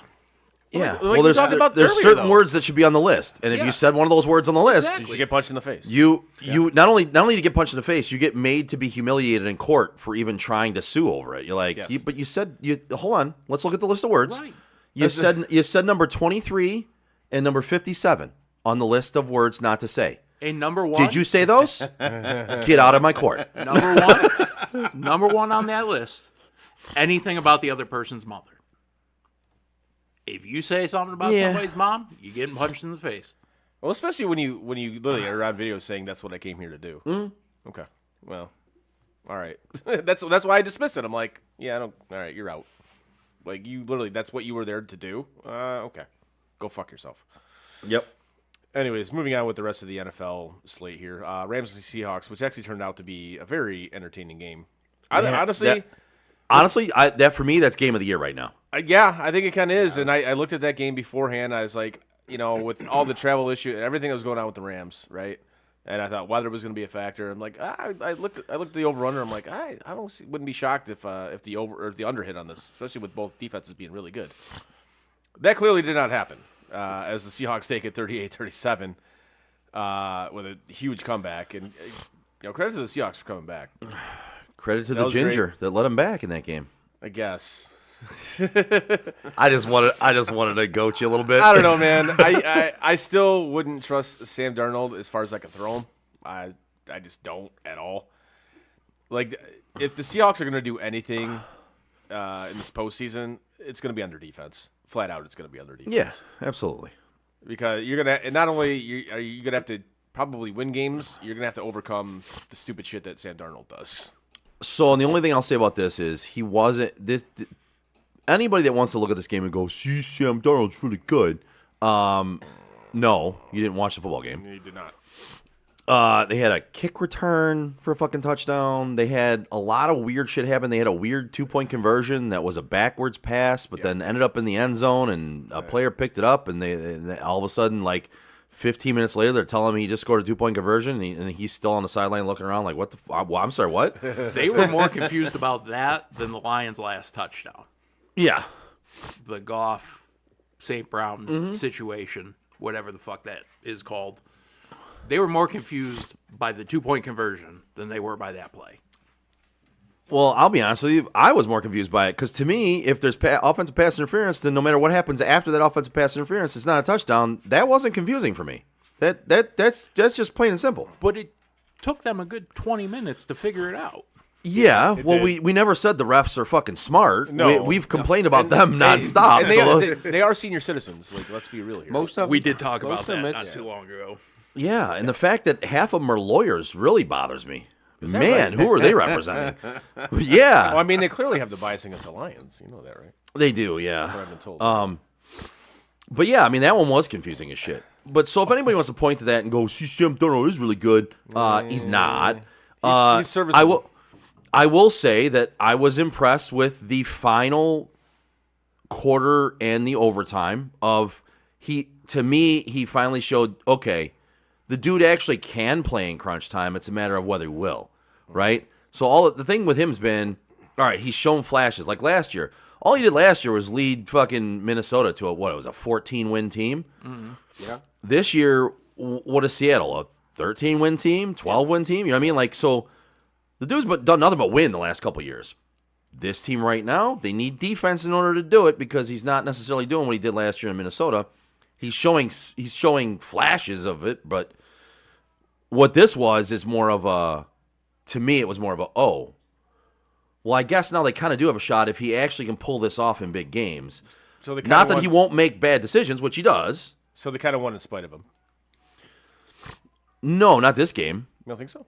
I don't think they won this game in spite of him. I think there was some things that led to them being able to come back in that game that he had nothing to do with. But again, like it's all a team game. I mean, you know, no matter who it is that's winning. Right. That's why we say wins and losses on quarterbacks are a bad stat. It is a bad stat. You know what I mean? Like the quarterback is not the only person in charge of winning and losing. No. In a game like that, I will give kudos where it's deserved, though, and say in the last quarter to bring them back and tie the game, and in overtime to take them down, score the touchdown, and get the 2-point conversion, the actual 2-point conversion that was legit, was impressive. It was good to see that from him. Now, can he do it again? Can he replicate it? Can he do it in the playoffs? That one to me was, all right, that was a full team win, right? That was, he needed other people, but he came through in the end where he needed to. We haven't seen that from him. No, we haven't. He generally finds ghosts. So, I mean, yeah. Yeah? Yeah. Moving on, Eagles, Commanders. Not much to say about this game. The Commanders they're obviously done. Yeah. Eagles looked all right. Cool. They win 29-18. Again, I'm not going to really take much out of that game. I still look at the Eagles a little bit, and I'm just kind of like, I don't know. The Eagles were losing that game going into halftime. Right, exactly. They're not quite right. They're not. No, Eric, They had the one blowout win in between all of yeah, the. you're just 100% not right. accurate on this. Like, there's something just off The about whole this offense team. is still, it's not clicking. It's not. I can tell you what it is on offense. It's what we Saquon talk. Barkley? No, it's an offensive line. Yeah, that's true. With Lane Johnson still out? He's still out, right? And obviously they lost Kelsey, and that offensive line does not look good. No. And if you're goes back to what we said about the Lions. If your offensive line and your defensive line are not holding up or not doing their job, it breaks down pretty fucking quick. Yep. And to me, that's what it is. They're overcoming a bad offensive line play right now. Is what they're doing. And against a team like Washington, great. You can beat the Redskins. Yeah. That's fine. Like they're nobody. Well, you can't expect Saquon to be like that every year like he was last year either. He's But got so much the tread on the down tires, years, man. But his down year definitely is attributed to that offensive line. That offensive line is shit. They're not is playing shit. well. I'm not saying he's 2,000 yards again this year, but I'm saying he's probably like 1,500. I don't know. If you have a real offensive line Like there, you see had all the last tread year. on the tires he's got. I mean, There is a lot. I think it's starting to kind of catch up with them a little bit. I think last year was his peak. I don't think you're ever going to get that type of season out of him again. No, I don't think so either. No, that was A+ Saquon Barkley. Yep. You might get an A from him again at some point here coming up next year or something, or But it ain't going to be that. a game or two here and there. But like that year last year was magical for him. That was just it was just one of those years where you're like, God, that dude does nothing wrong. He could do nothing wrong last year. Every time he touched the football, he's taken it to the house almost. Yep. It's like without him, did they win the Super Bowl? Last year? I don't think so, honestly. Who do you insert there and you still get there? That's maybe McCaffrey. Maybe. I think that's probably Jonathan about Taylor? it. Maybe Jonathan Okay. Taylor. Maybe, and I'm going to say this, James Cook. Maybe. Jameer Gibbs? Oh, yeah, I would put Jameer Gibbs in that. Yeah. We're starting Because he's to a get very list similar here. type runner to Saquon. So, yeah. Yeah. I would, yeah, okay. I mean, look at how many rushing yards he had. But this that's the last thing. week. There's like a handful, you know? Yeah. There's many. And apparently, No, I don't know. I think he finished with 2 yards I was rushing. gonna say, I think it was less than that many. I think he had 7 carries for 2 yards. And speaking of Lions running backs, apparently David Montgomery is not happy. Yeah, he took a picture of his pads and his jersey in his locker. Why? What is with football players He not putting happy. out weird fucking picture tweets or whatever? I thought I heard something about anything with Lions posted he was removing too on social media. Yeah, he's not happy. He's not happy. He hasn't been getting any playing time, I think, is what it is. But again, why do you gotta be cryptic about it? Yeah. What are you, a fucking 15-year-old girl that's trying to talk shit to their ex-boyfriend on fucking MySpace? Put out a fucking put out a release that says what you mean. Like, don't be just cryptic do what about it. Puka Nakua did. Just start saying stupid shit on social media and Yeah, actually dude, mean what you say. So what I happened to thought you that meant guy? have your brother steal a car. Yeah, and That's have your what I brother steal a thought car. you Like, so it's like all of a sudden so on that note, now that we're talking about Puka, that was the last game. God, But bro. it's like that dude went to the wide receiver meeting that they have every week. Yeah. Like I picture wide receivers having a meeting every Here's week. how to be an asshole 101. Right. It's like all the rest of the wide receivers ganged up on him and went, Puka, dude, you haven't said or done anything stupid No. this year. What are you doing? You have not been an asshole. Listen, you're either at this point in time you've been so good. You're gonna have to go out there and say something anti-Semitic, and you're gonna have to talk about how bad the refs are several times. Yes. But the anti-Semitism has to happen because you've done nothing. Yep. That's the only thing that's going to bring you to our level, and you have to do it. You have to do it now. And that dude was like, all right, I guess if I'm going to have to do I'm it, in. I might as Let's well do do it. it. So he goes out and says some fucking anti-Semitic remarks and then decides to just talk shit about refs. And he backs it up with talking more shit about the refs. Yeah, he doubled down on it, which I fucking love. He's like, okay. It was like, bro, you just because they said you weren't doing anything that wasn't bad didn't mean you had to like fucking just throw all your cards on the table and say, I'm not bad enough, huh? Fuck this. Oh. Now tell me again though how CT is. That's not real. CT is not a thing. No, not at all. I don't know what happened to him, but it went south real quick with that motherfucker because that dude just was like bad. He went from like a quote like feel good story. He's like, oh yeah, look at this guy. He came out of nowhere, but blah, blah. And then now it's just like, what happened here? What? You just all of a sudden became a complete fucking asshole. Cool, man. Alicia says, my husband knows what's up. I read him a bunch of news I see about sports. LOL. So she makes your picks and reads you stuff about sports? Oh, yeah. Nice. Does she read you the actual sports page? Yeah, that's what it is. Yeah, or do you she get goes do and gets a you newspaper like every day and reads does me she the actually sports get you a section. hard copy like USA Today and then read you the excerpts? Is that what happens? Yeah. That's terrific. I love that. Nice. Brought you here just to rip on you. That's not my fault. That was your wife. No, she's bringing it right from the house. Put that in the chat, man. I don't know what to tell you. right. Just airing your business out yeah. there. Bears Packers. Bears take it 22-16. Dude, like the last quarter and a half of this game was crazy. Yes. And we were at a Christmas party that night. And one of the guys Was that Nakatomi Plaza? No, it No. was at a bar in Ferndale. Okay.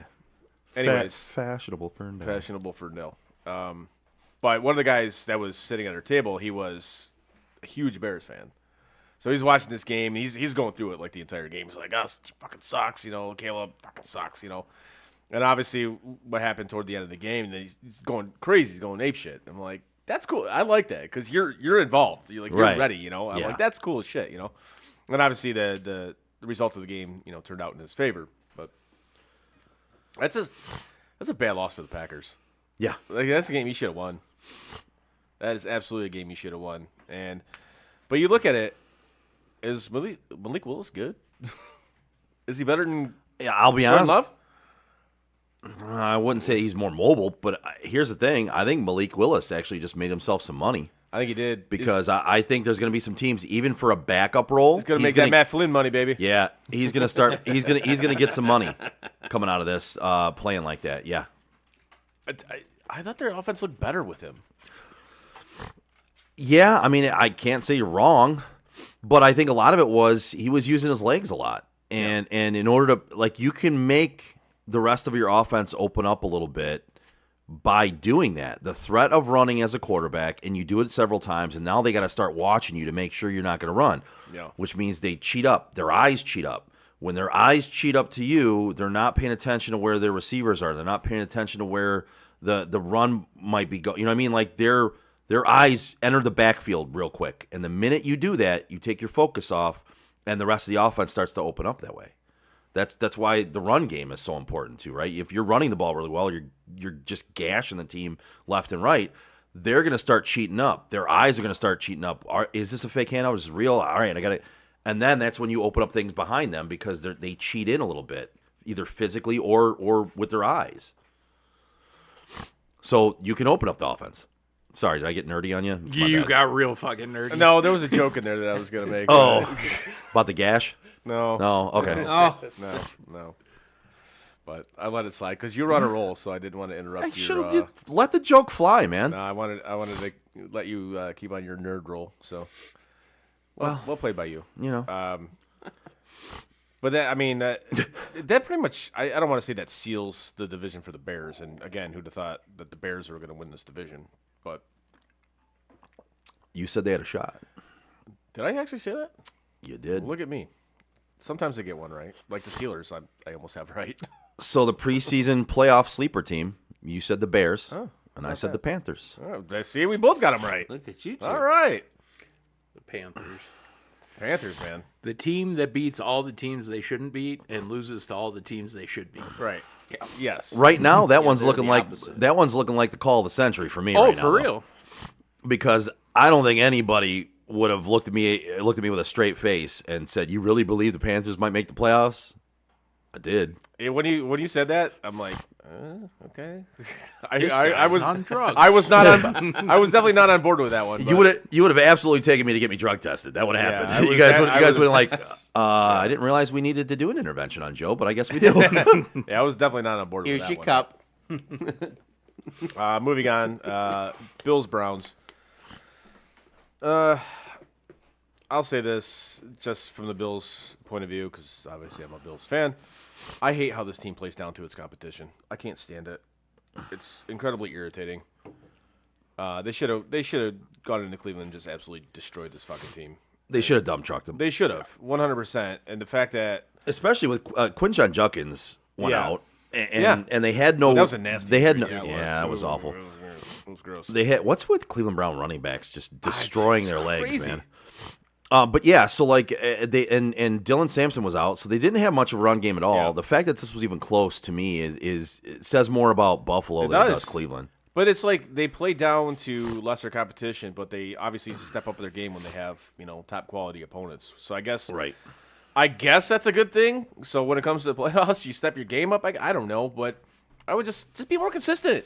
Like, I get it. It's the emotions of the NFL, and you're playing a shit team. You're like, okay, we can just kind of go through the motions on this one, and we'll get out of here with a win. That can't be a thing. And to me, that goes straight to the head coach. And that's how you end up losing some games that you shouldn't lose. That goes straight to the head coach. And this is why I'm not a fan of Sean McDermott. I'm just not. I don't think they're ever going to win anything with him as the head coach. Yeah. We've talked about this numerous times. It's like, he'll get you there, but he ain't going home to fuck the prom queen. He ain't. Sorry. He's not that guy. Starting to feel about Dan Campbell. No. I felt that way I'll say Because he was hired. So I never changed my thought on that one. You can only be rah rah sis boom ba for so long, man. Yep. It only gets you so far. I said there's a shelf life for that type of coach, and it's relatively quick. Also doesn't teach you how to manage a clock in 3 years or No, 4 years. or however long it's That's gonna be. really bad. Hey Dan, like field goals and punts are fine. You can do that every once in a while. Yeah. He Like, figured it out for like 2 games there. He Jesus, was taking man. the field goals for a minute. But And then this week he said, fuck it, and I'm not doing that. Yeah, and I don't want people to think that I'm just bagging on the guy myself, because between him and Brad Holmes and Sheila, they've changed the narrative of the Lions, right? Yeah. They've changed. there's expectation now. Yes. Yeah. And so that's You were happened. the guy they needed. Like You that's changed their culture. That's happened. The culture's been changed, right? Congratulations, you did it. Well, I didn't think anybody could have done it. Right. But at this point in time, there's some questions on the table. Brad Holmes' drafting strategies is one of them, and I think even as staunch backers of the Lions, you have to look at that right now. And then Dan Campbell, like his in-game play calling, his time clock management is bad. You've pointed out several times over the last couple weeks, it's not good. And then Chris and I, from day one, have said the rah-rah sis-boom-ba shit gets old real quick. Yep. And it'll only get you so far. And honestly, I think it's coming up real quick on has it reached its shelf life? I don't know. I would say we're probably pretty close to there. I'll put it this way with him. When he first got hired, he gave that speech. I told you guys I was ready to run through a wall for him. Yep. No longer there. There's only so many times you can do that type of shit. Yeah. He Before doesn't it's just like, motivate me as a okay, fan. all right, yeah, all right, you know, blah, blah, we're gonna do this, we're gonna bite off kneecaps, etc., whatever. And again, and this is why I said it at that time. I'm like, there's a shelf life to this, and where players just tune it out. It's like, okay, great, next, you know. And I, like Joe just said, I think we're quickly approaching that time. Yeah. You know, it's the best before buy date is quickly approaching. Well, and that's- next year's your window. That's it, and then Well, you really have to make that decision. And here's the thing, man. If you don't, they've changed the culture, right? Last year they were juggernauts. Yep. Lost in the first. And again, playoff like you game. said, credit to him, credit to that organization, and getting to Yeah, that point. absolutely. Yeah. But if you don't take the next step now, what? You saw it We're too. all sitting yeah, you here saw just it too, huh? following this little tiny fly. This gnat. But yeah, if you don't pounce while you have it, Yep. then it goes away pretty quickly in the NFL. Yep. And It then does. you got to regain it. And he said that after the NFC Championship game. He said as much. Right, he did. Which I give him credit for, because he's like, we may never get back here again. You know, everybody And assumed after that game that, the Lions will be back. The Lions will be back. They were Super Bowl favorites this year. Right. according to But that people. just shows you how And hard. last year. And last year. That just shows you how hard it is to get even to an NFC champion, to a conference championship game, let alone getting to and winning a Super Bowl. So that's why you look at like what the Patriots did and what the Chiefs have done, and just all the dynasties that we've had. It's like you got to appreciate it for what that was. Like Yeah. that's incredible. What damn near impossible. What those organizations did. You know. And I know we deviated off of this. Back to Buffalo, Yeah, though. Yeah. Back to Sorry Buffalo and McDermott. Sorry for doing that to you guys. No, it's all good. Yeah, Sean McDermott again. They're not going to win this year. They're not good. But here's the problem: you're going to have Mahomes not going to be there. Burrow's not going to be there. Lamar most likely not going to be there. If you can't do it this year, when the fuck are you going to do it? Well, that's why I think they possibly could do it this year. I think to me, Nope. it's them or New England that's making it there, in my opinion. To me in the AFC, Yeah. it's Buffalo or New England. Those are the ones to beat. And talk about a team that's been able to be like San Francisco and not miss a beat with injuries. Fucking New England, man. Yeah. That team doesn't miss a beat. They've had a couple hiccups here and there, but their defense and their offense are fucking It's solid. I mean, I do have to look at their schedule a little bit, and it's kind of like it's not exactly a world beater schedule for the Patriots. It isn't. No, but they've taken care of it. Nobody first year for Vrabel.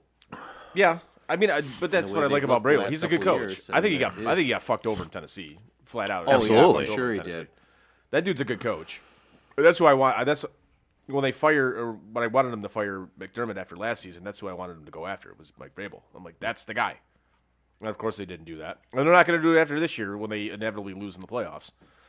But I love what he's done in New England. And I hate that New England's back like almost instantly after, the run of dominance that they had. And they got another great quarterback.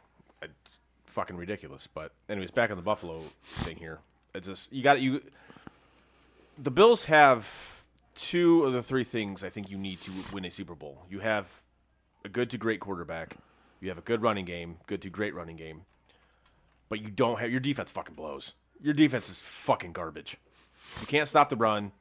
Save your fucking life. That, to me, is where New England has the advantage. Right. No, I'm with you 100% on this. You can't – if you could even be mid at stopping the run. Yep.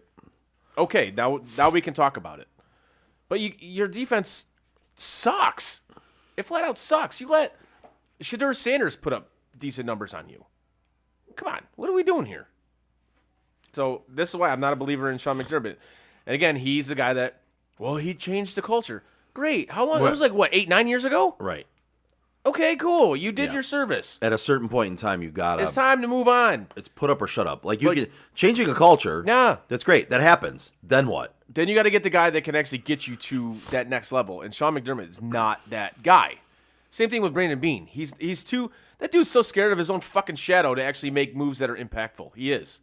You could have made any move at the deadline. We talked about it. You could have gotten Waddle out of Miami. Mm-hmm. Nah. Well, why not? Well, I didn't want to give up the draft pick because I didn't want to be like the Rams a few years ago. The fuck are you talking about? You didn't want to do that. You're also not giving up 3 first-round picks or 2 No. first-round picks. Wait, so the Rams, you don't want to be like the Rams were a couple years ago. You mean when they won the Super Bowl? Yeah. Or do you mean when they had 1 year of a down year Exactly and bounced my back? point. Exactly my point. Which part do you not want to be like? Because sign me up for all of what the Rams have done. Yes. Yeah. I'm like, here's the thing there. Here's the thing, Brandon. Even if you make that trade and you have to give up, say, 2 first-rounders, you still have Josh Allen as your quarterback, you dumb fuck. As long as you have that dude as your quarterback, you're going to be competitive. But no, you're going to be a chicken shit and not make the moves that might actually make you legitimate Super Bowl favorites. Draft picks in the NFL, to me, are one where I feel like people, even in GM circles, they look at those like they're too valuable. They're way too valuable. Oh. They're way too valuable. Yes. And they look at them as, so you're going to basically, you're telling me you can hand me $1 million, or I get to keep my 2 lottery tickets here and maybe hit on $1 million. I'm going to tell you I'm going to keep my lottery tickets. I might hit on $1 million. One of these might be a $1 million winner. But I'm telling you already, I'm giving you $1 million right now. Mm-hmm. I'm giving you a guy that's worth those 2 first-round draft picks. I'm giving you a guy you're getting a guy like Myles Garrett. You're getting a guy like whoever, like you said, Jalen Waddle, which wouldn't have been 2 first-round picks. But again, just lottery tickets in general. It's still a number 1 receiver on a team that has 2 questionable 2s. Right. So, it's again, the draft picks thing for me has always been one that I just didn't understand is when you're trading with a team, they're literally telling you, I'm going to give you a player that you would hope you would get and develop with your draft pick. Right. So you can take a draft pick, which is risky. You could hit on a guy. You could develop him. He could become one of the best players in the league. Or I'm going to give you one of the best players in the league if you give me that lottery ticket. If you give me that draft pick, I will give you this guy. He's already proven. We just can't afford to pay him right now. Here, take him. You can afford to pay him. Give us that lottery ticket that might not be worth anything. But for some reason, GMs and teams don't want to do that. They're like, no, I want to keep my draft picks. Why? The cautious gambler. Right, that's what I'm saying. Yeah, risk assessment, I guess, is like, well, if I trade for this guy and we lose out on the draft picks and this guy doesn't pan out on the team, now I'm fucked. Right. Now, but again, a lot of that is you can't be too afraid to fail in a lot of these things, and for some reason, a lot of GMs are too afraid to fail. If they take the draft picks and they hit on draft picks. They hit on some, but lose on others. They have the ability to say, well, obviously draft picks don't always pan out. So, yeah, we got some of these right, though. But if you trade for a guy and you trade draft picks and something happens with him, then everyone holds it against you and it's risk assessment. They're too afraid to take the risk. Well, the shelf life for a GM is not that long if things don't turn around when you come in. You get that first year of lenience, and then that second year there needs to be improvement, and third year, well, there better be playoffs or bust. And the Lions are about to show you exactly what you were talking about. You got the 3 good years. You got the progression out of him, and now you got the plateau or fall off. Well, and now so you're going to see what happens next year, and next year is going to seal his fate. And the It's draft either pick gonna thing be to me keep is him- the draft pick thing for me is a way, and we can just switch to Tigers for 1 second. It's the Tigers do this. The draft pick thing is I don't want to trade the draft capital for a proven player. Right. Well, the guy's a proven player. You have draft picks that you're holding over here. You have lottery tickets that you hope turn out to be like him. But we're telling you we're going to give them to you if you give us those hopes and dreams, right? But hopes and dreams, you can sell tickets on hopes and dreams. Well, we have these draft picks. Well, we have these draft picks right now. We've got these guys coming up in the farm system like the Tigers. Oh, we're aiming for 2027. That's what we're aiming for. We got these draft picks and we got these prospects, and we're not going to trade them. And we're selling hope, is what we're doing. We're selling hope. And if you trade the draft picks for a player, you're no longer selling hope. You're selling a proven player. Reality. But if that proven player ends up getting hurt or something, now you no longer can sell the hope for the future. Right. You're now falling on your face. But you have to take risks in order to win, man. And that's where I think a lot of these guys just don't want to do it. They don't want to take risks. No, because they look out for number one. Right. They know if they take that, quote, risk, and it doesn't pan out, well, I'm on the chopping block. Mm-hmm. And it's sad to say it sucks, because that shouldn't be how you look at your job. You should, all right, I'm going to do the best I can to help this team win. I'm going to go out swinging. If I'm going to go out, I'm going out swinging. Mm-hmm. And the fan base will look at you and go, okay, at least he tried. Mm-hmm. At least, like Dave Dombrowski, right? Yep. Mm-hmm. Like that dude, he didn't give a shit. Prospects, so much. Prospects don't care. Like, if I can make this team better right now, I'm doing it. Yeah. Cool. No problem with that. Yeah, you left the cupboards bare, but you did what you were supposed to do in the time period that you were here. Which they had a legit shot to win a World Series, and you did everything you could, besides getting a good closer in the bullpen, to make the team better. And I was fine with that. That's what prospects are. They're chips. That's it. They're chips. Mm-hmm. Cool. But you got to look at a guy like Brandon Beane. They're lottery tickets. Literally, yeah. Like, how many of these draft picks that you're talking about are going to be as good or better than what you currently have, right? Or what you could have traded said draft pick for? So you were going out when I said it, but it's like you have 2 scratch off lottery tickets, right? Yeah. I'm going to offer you $1 million right now. The most you can win with those lottery tickets is $2 million. Yep. But you're not going to hand me the lottery tickets because you don't want to give you don't want that $1 million. You want a chance at hitting the $2 million. You want. I'm giving you $1 million right now. Just hand me those 2 lottery tickets, which by all accounts the odds are not in your favor. Ooh. Well, but it could. Right. It could be $2 million. Right. I could win $2 million. And what happens when you do hit on a couple of those draft picks? Your head probably swells. Well, I accidentally cut into you while you were making your point, but the point I was going to make was you hit on a couple of draft picks like the Lions have, and you have to decide who you're going to pay all of a sudden. And you have to decide who's walking. And now you have to take those draft picks that you have for the future, and you have to draft a position that you're secure at, because you have to let somebody walk now. Well, and I think you hit it too. Is you get too confident in what you're doing. Like if you hit on some of those draft picks, right? Everyone is just blowing you up, right? They're like, oh, you're so good at drafting. Oh yeah, you're gassed up. So you're gassed up, and you're like, oh, I'm gonna hit on another 3rd round pick and get all gassed up, and I'm gonna hit on another. Like, dude, you have to look at the statistics and see where those picks end up. Right? Picks fail so much. It varies between sport. It varies between round. But again, you look at the statistics. Take the proven commodity at some point. And that's what a lot of GMs don't want to do. And that I don't understand. But Chris, to your phrase, to your statement about like you got to put it in your own lap at some point. You got to make the decision to succeed, right? We'll talk about work for 1 second here, right? I got tired of being held accountable for something I had no control over, freight efficiency. So last year around this time before we left, I said, put it in my lap. Give me the ability to do it. It could have failed miserably. I could have failed miserably because at that point in time, I have no excuses to say This is why freight efficiency sucks. This is why we're not saving money. This is why our spend sucks. But again, I had to take a chance and say, if I'm going to get blamed for it, if I'm going to have to answer for it, fuck you, put it on my lap. Give it to me. Let me take it. I'll own it. It succeeded, but you don't succeed without taking a chance. Right. That could have failed miserably for me.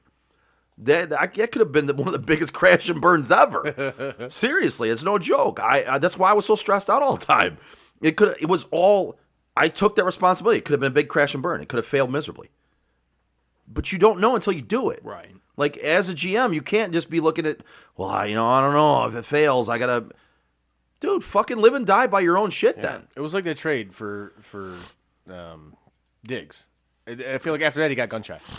It's like, dude, he was productive for you for 2 years. Right, and then he became a diva wide receiver. Okay. You had to let him go, and shit happens. Like, but that's again, not on you that he became a diva wide receiver asshole. But not to mention, you can't be It's too on afraid you to... haven't replaced him. Right. Yeah, that's Eric. Thank you. Just prove my fucking point. Yep. Thank you. Like, you could have replaced him with Jalen Waddle, but you were too fucking scared of your own fucking shadow to do it. Coleman and Shakir are questionable twos at best. Coleman will not be on this team next year. Flat out, he won't be. No, Like, that dude. That's You want to talk another about a head case? Yeah. That fucking guy. I was gonna say that's Coleman. a head case for you Oh right my there. God. For sure. That's one I got way wrong this year in our preseason shit. Holy Probably fuck. Michigan State, isn't he? He was at both. I think it was at Michigan State and Florida State. Okay. Yeah. Yeah. And that dude, I mean, when you're like healthy scratched, like 3-4 times in a season, Yeah. that's a fucking problem, dude. Uh-huh. That's a you problem. They health bombed him? Like multiple times this year. Damn. Yeah, that's a you problem. Yeah. That's not anybody else. That's you problem. But By the way, I do want to say you and I both said the most improved offense was going to be the Jags. So hey, look at that. I'm just looking at some of these while we're talking, Yes. seeing where we fell. I'm Do you- so it's- glad I didn't do any of those because I would have just shit all over the Jags doing it. I like doing this because I like seeing, and we talk about our failures too. I mean, we got some miserable failures in here. I like seeing where we went right and where we went wrong. I enjoy that. Even if I went miserably wrong, I like looking back at it and going, wow, where I actually kind of like it. where the 'cause we fuck can- was your mind at on Yeah. that one? That I like because we can just laugh at ourselves. Oh, Like, yeah. good fucking Lord. Like, that was terrible. But you know who's not terrible? Yeah, the Joe Wright group. That's right. Whether you're buying or selling your home, now's the time to take advantage of having the expertise of 3 real estate agents for the price of 1 on your side. Make the right move with the right group, the Joe Wright Group. Give Craig Joe Wright, Mike Bush, and Shane Wilson a call today at 248-535-4750 to fulfill all of your real estate needs. It's not his fault he can't read. Hey, man, I thought I read that pretty well. You did. I just felt like playing that. There you go. Is TNT ripping off the Manning cast? Kind of with people that I don't know who they are. Yeah. Okay. That's... You were reading that, and I was Yeah, I watching caught this it. I going, caught it "What before the I did that fuck read. is I'm this?" like, oh, the Scar brother. All right, cool, man. Way to reach into like D-list celebrities to do Yeah. this shit. Nice. Well done. As if hockey Good job, wasn't the NHL. forgotten sport already. Yeah, good job, NHL.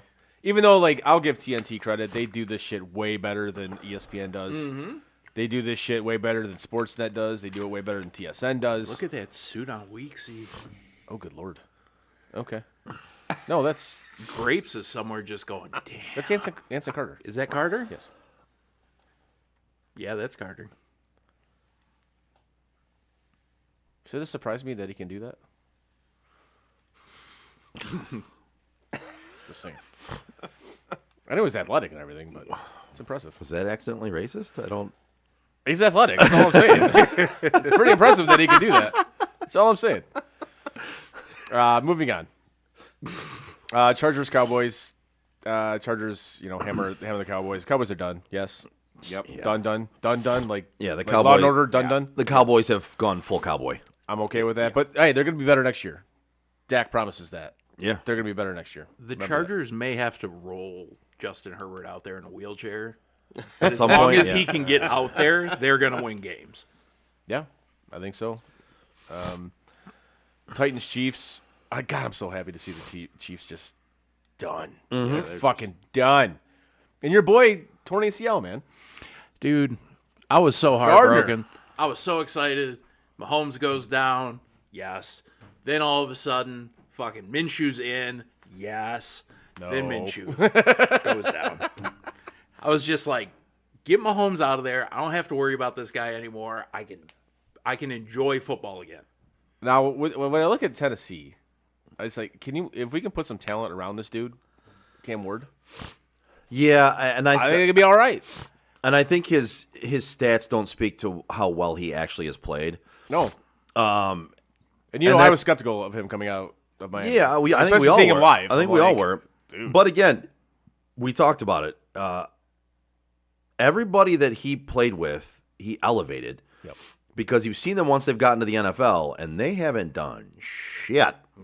So who was really the guy that was leading that offense and doing all that, right? But if you were to just look at stats and just be a stat person, right? It doesn't tell the full story of the game, and it doesn't tell the full story that he has actually played pretty damn well for a rookie with not much talent around him. Yeah. No, he's. They have some young talent. I think he's had a solid rookie season. Yeah. So be good for him. Hopefully, they can put some talent around him to actually, build on that. That's the biggest question mark.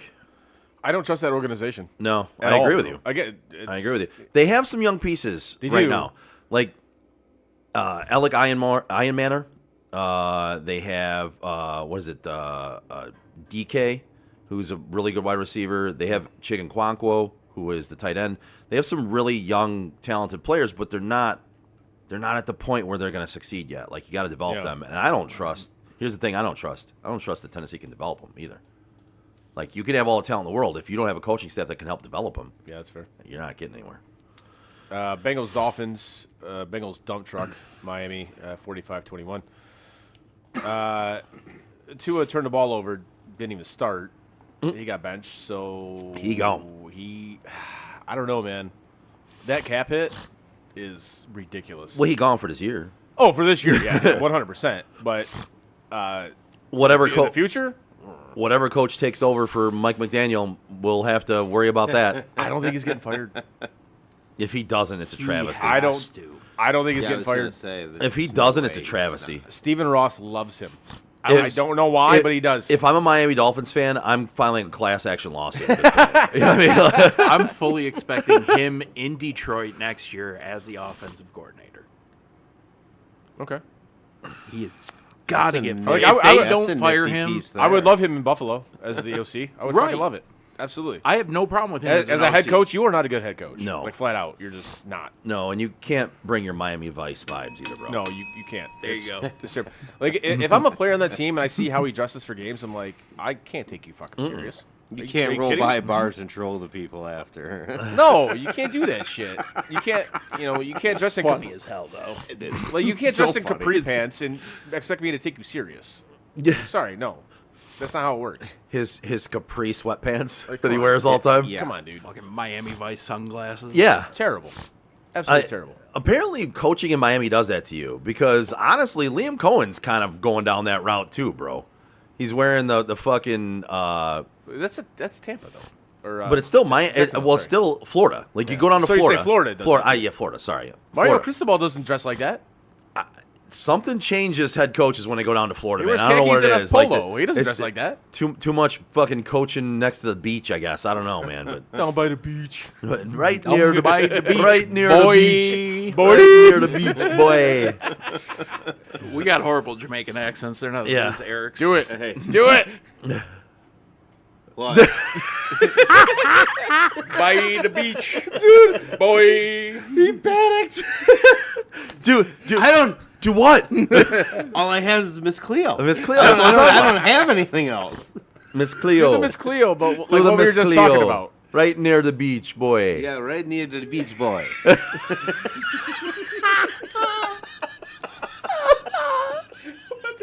You happy now? Yes, 100%. I am very happy now. Absolutely. That was If there's any question, I am very fucking happy. Okay, right so now. Jamaican is A plus. Yeah. You're making me Got it. fucking laugh right now. Is that what, that's what you're Like Monday when I come into work and I see you, you're everybody. Everybody is going to hear your Jamaican accent. that was terrific. Well played. Well played. That was awesome. That was so good. Awesome. Yes, that definitely You deserves a earned bell it. ring. Yeah, you definitely earned that bell ring for sure. Saints Jets could not care less about, so we're gonna move on from that. Yep. Same thing with Vikings Giants. Don't care. Panthers Bucks. This one actually had some meaning to it. Dude, what happened to the Bucks? It fell Like off we a had it cliff. for a little bit that Baker was like They've MVP got material. so many injuries. Oh, wait a minute. Wait a minute. Wait a minute. Said it with a smile on my face. You didn't have the smile on your face. It just kind of happened because you couldn't keep a straight face saying it. No, Like, man, he they had so many injuries. they've got so many injuries. Yes. No, man, they've fallen off. Some of it can be accounted to injuries, but they just don't look good right now. I don't know what it is. There's something off with that offense. Whether it is the rotating wide receiver room because of injuries, I don't know. But that offense is off. Bucky Irving's been down for most of the year, and for some reason, I feel like Bowles hates Bucky Irving right now and doesn't want him to score a touchdown because when they get down to the goal line, he's pulling him out of the game. Like he's like one of those coaches running on the sideline to yell a timeout, but he's running down the sideline to yell at Bucky Irving to get out of the game once they hit within the fucking 20-yard line. And they're like, we can't put our best running back in here right now. It's like they're running put back in from, Sean Tucker. It was Put in like the third best. Right, put in the third running back in Sean Tucker. It's like the running back I from don't Varsity understand Blues. it. Huh? It's like the running back from Varsity Blues. Yes, where they're like, okay, you can get us down there, but you're not getting a touchdown, bitch. Yeah. Yeah. It's weird, man. I don't understand that. There's a lot of wrong things going on there. And I And know I Baker's doing can't- his damnedest. I get it, but Yeah. I don't know. Something's not right there. You're absolutely spot on with this. Something's- Alicia said, "No need to send Miss Cleo home. You guys can keep her. I You think can't take the accent home, man. As soon as you walk in the door, Oh yeah. you got to go straight up Miss I Cleo. can't. I say C, and she loses it. She's like, "You're not bilingual. Stop." All you have to do is say C. Oh yeah. That's it. Oh yeah. Wow. Alicia, you got some weird She doesn't pet like that. peeves. She doesn't like that. So even if he says C, like, C. bitch, shut up. You better not say that. No. C, shut the fuck up. I think it's as soon as you walk in the door. Close to exact. Yeah, she looks words. at you and goes, bitch, you are not bilingual. Shut the fuck up. Oh, exactly. Those are exact words. Those are Love exact words. That's terrific. That's great. Love it. This game actually was important. Jaguars Broncos, and this is why we say the Jags are for real, because they walked into Mile High and Yes. took them out. And Put frankly, them over their knee. Put boots frankly, to ass. frankly, dominated this game. Frankly, Frank they Lee dominated this game. Yes, This team waits until I fucking give up on them completely. maybe that's And the key. They turn it right around. See, you're Maybe still you a should- Raiders fan. Maybe we should give up on the Raiders too. I could give up on the Raiders. They're still going to suck, okay? I am not the told you. problem in Vegas. Like I said, they should be relegated to Canada. The Yeah, Raiders, that's- because That's offensive to the CFL. Alicia says, I am 100% Italian. Speak that to me. Now you got to learn Italian, buddy. You can't say C. Good luck. Alicia's dear. not Mexican. Neither am I.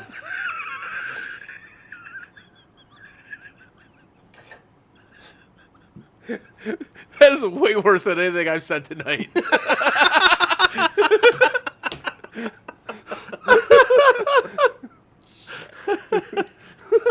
That's something Frank would say, man. Come on.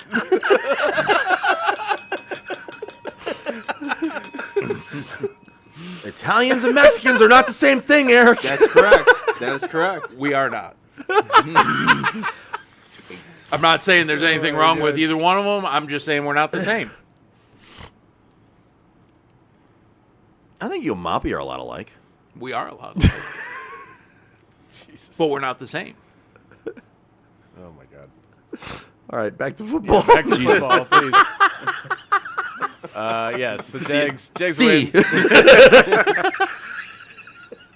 Ciao Bella. Does that work? No? I think it's No? some sort of I Italian think it's thing. got to be some sort of Italian.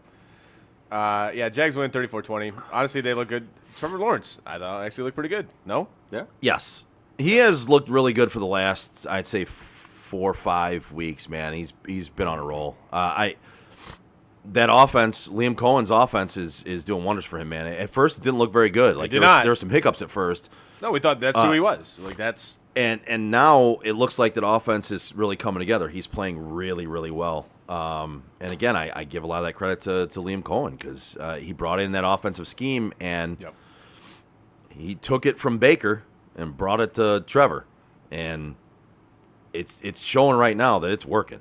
What he's doing is working. God, the AFC is going to be an absolute gauntlet to get through. It really It's gonna be fun to watch. It is going to be fun to watch. I think the front runners and the Jags have a shot. They have a good defense too, and that's exactly. what gives them Yeah. a good shot. Is they Same have a good thing defense. like the Texans, like that defense. Texans, yeah, you're right. Honestly, that's the one team I'm The actually. AFC might be underrated with playoff teams because you're going to see teams like Jacksonville, Houston.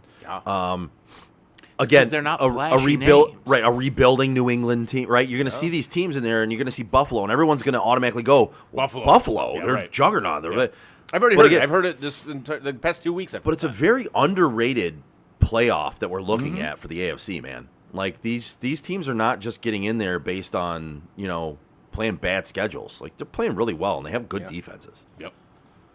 I said that Houston defense though. Listen, if you can rush 4 and get pressure every single play, you're doing something right. Yeah, that's the defense is legit. Yeah. Falcons Cardinals do not care about. Raiders Texans definitely don't care about. But the Texans squeaked by 23-21. Yep. I don't know. Like their defense really good. Offense not exactly very good. No, they were Impressed? they were down to like a third string running back in Yeah. that game, and yeah, I mean it didn't look good, but they put it together in the end and were able to pull out a victory. But listen, I think every team has to do that at some point. You overlook a team that you're going to play, and all of a sudden you're like, fuck. Like I talked with the Bills. Like this I mean, past week. again, I was going to say, so Houston 23-21 with the Raiders. Yeah. And then the Bills 23-20 over Cleveland, right? And you look at those and you're like, you play down to your competition. man, both of those games should have been blowouts. Yes, they should have been. Like there's games you don't quote get up for, Right. Okay. But the Bills do that way too much. Yeah. No, Way I too much. agree with you. So, but the one game that the Patriots Ravens, I mean, that's a hell of a comeback by the Ravens. And frankly, John Harbaugh should have been fired immediately after this game. Because he did exactly what he fucking does all the time. He goes away from the run game. It was working. He didn't just go away from the run game. He benched him. He benched Derrick Henry He fucking benched him. for like the last 12 minutes of the game. I'm like, what the fuck is happening? If he gets fired, He's going to get fired. I believe this 100 million % with my heart. He's going to get fired after the season. is he on Michigan's list? 100%. Yeah, absolutely is. I think that's what they're holding out for. Really? Honestly, yes, I do. I think that's what they're holding out for. Damn. That would be something. I think it's Yeah, it would be. I think it's, and frankly, I'm fine with that because we talked about this last week. Let Biff run it. Fuck it. Let Biff run it. Go have next season. Your season's going to be trash next year anyway. It just is. Yeah, you're going to start losing people. You're going to. That's fine. Yeah. With the transfer portal, It's you gonna can be make that bad. shit up quickly. It I doesn't matter. think the Michigan football program needs a fucking cleansing. It needs a fucking enema, is what it needs. Yeah. Flat out. It needs an enema. It needs a cleansing. It needs to be completely washed of its sins. And the fact that Ward Manuel And- has not been fired yet is absurd. I think what's more surprising is they came out and said he wasn't going to be fired. I don't understand how that can even be a thing. Like that's just it's ridiculous. It's flat out ridiculous. It's like spitting in the face of like Michigan fans right there. Like how the fuck is this fucking guy not being fired? Because he hired Dusty May? Okay. Right. Or he decided to hire Brandon Naruto? Okay, cool. But your most profitable organization, right? And you've had massive scandals. Just from top to bottom, Just dude. from top to bottom. For like 3 straight years now. Yeah. 2 straight years now. And you're telling me that's Back-to-back not a years. fireable offense? Really? Oh, To me, it's completely fireable, and the fact that he still has a job right now is insane. But and you're gonna let him hire another fucking coach? right, Wow. Like if that's not incompetence to the highest degree, I don't know what is. But you see it with these fucking regents, especially. Holy fuck! What the hell is going on there?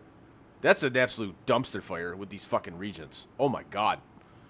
The Michigan athletic department, along with these regents, is I don't even know the right phrase to say for this because it's that fucking bad. It's so fucking bad.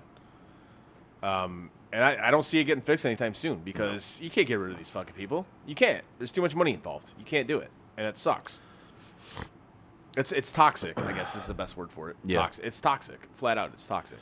The fact that they got a national championship out of it, cool. But yeah, but again, at this point in time, again, you need to cleanse it. You need to give it an enema. You need to wash away all the sins. Blow it up, man. You need to be able to move past this, and you don't move past this without fully embracing and cleansing the sins of the past and getting past that. You have to redo it from top to bottom. Now everything I saw Now everything I saw today is they're going to go after Jeff Brom, who's at Louisville. So I'm like, okay. The day this happened, I was at bowling, and I was one of the guys I was bowling with. I told him, I looked at him and I go, Jeff Brom. He goes, Louisville? I'm like, yeah. And he's like, why Jeff Brom? I'm like, well, everywhere that dude has been, he's taken lesser programs, and he's won. Like, he did it with Purdue, he's done it with Louisville, and there's another program, too. I can't remember off the top of my head. But he would be, quote, a safe hire, I guess. I think he would get that program under control. But you give him the resources of Michigan. Right. I think you got something there. I do. Yeah. So, and I'll be honest with you, I don't have much of an opinion on who they should go after. My main opinion right now is you have to do whatever you can. Clean it up, man. You have to clean it up. You have to start over. Yep. And you can't do that by keeping some people around and replacing others. You have to start completely over. I don't think you can do that hiring John Harbaugh. No, and I agree with you, Frank, on that. Yeah, I the Harbaugh name, the name itself. No, you gotta cut the ties. name itself. You gotta cut ties with that, just that name in general. But I think that's what they're waiting for, is for this season to end, and to try to poach an NFL coach. Yep. You need to go around the whole process that you have had for decades, centuries. Stop looking at Michigan, man. Yes. Yep. Yes. Go outside but the we box. did that with Brady Hoke. Or Rich Rod. I'm like, yeah, okay. So you can't do it again? Fuck. I heard Brady Hoke's name mentioned earlier for the job. Nope. Oh, nope. good Lord. Nope. No. I mean, it put a smile on my face. Honestly, I'd but rather have good Brian Lord. Kelly than Brady Hoke. Good God. Yeah. I would consider moving if Brian Kelly went to Michigan. And you know how much I fucking despise Brian Kelly. And I'd rather have him than Brady Hork or Rich Rod. Hork. Yes. That's how much I can't stand him. That's it. Brady Hork. If not, you're going to pronounce his last name correctly. No, fuck him. Bastard. Yeah, Brian Kelly, no. Absolutely not. No. I don't want anything to do with Brian Kelly. I don't even like Michigan like that. I don't wish Brian Kelly on them. No. Honestly, I'd rather you just kept Sharon. Like, honestly. Because fuck Brian Kelly. Maybe even you should have gone after James Franklin. Fine. Cool. Or that dude from Syracuse, Fran Brown, who I can't stand. That's my new favorite target. That guy's a piece of shit, too. Okay, despite the fact that would irritate the shit out of me, if Franklin was the coach at Michigan, holy shit, would that make for some great radio. Oh, man. I would have to come back to the show full time. I'll be honest with you, I wouldn't be able to say much. I would just come and start the podcast up and let him talk during football season. It would just be like, James Franklin, huh? And then off he would go because he's coaching Michigan. It'd be fantastic. Yeah, Yep. You said that. Both Joe and I looked at each other, locked eyes, and same time, both eyes went. I would hate it for one reason, but love it for another one. I mean, he's going to do exactly at Virginia Tech, exactly what he did at Penn State. He's going to win, between 8 and 10 games. He's going to lose the biggest ones. Okay, cool. Great. Yeah. Congratulations. They just throw that anywhere. Yep. So we think the Ravens are done, yes?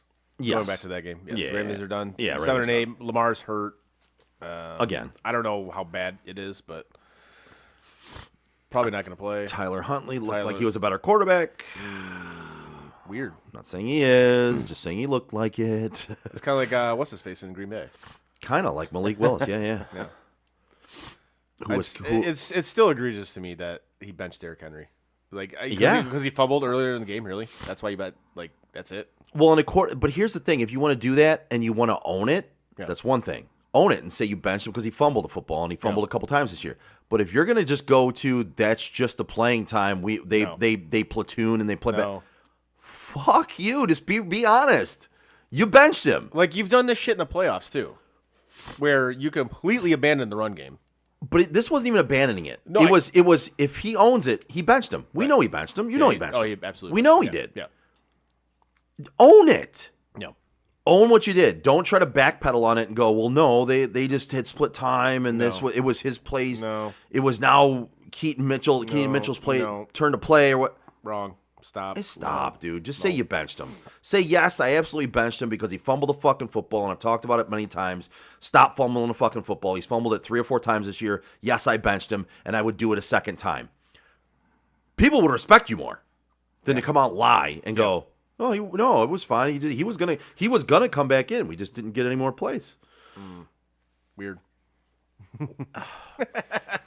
Well, yeah, he was only benched for 12 minutes. Yeah. If you had a 13th minute, So like, been out there. what is that in real time that he was benched for 12 minutes? So he's That's what I'm benched saying. for, Like, you know. and I threw 12 minutes out there, but it was a 45 minutes. long time in that fourth quarter he was benched for. Yeah.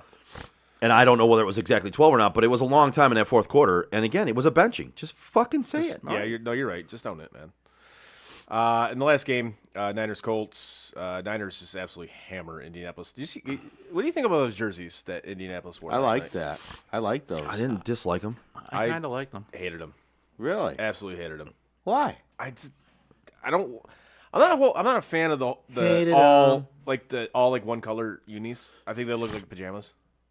Yeah. You know what's funny? My mother actually said that about Houston. Houston's All reds. all Reds. Yeah. Oh, yeah. She goes, that just doesn't look right. It looks like they're wearing pajamas. And I was like, Like when the "You're lines not were they wrong." all grays. Yeah. Yeah.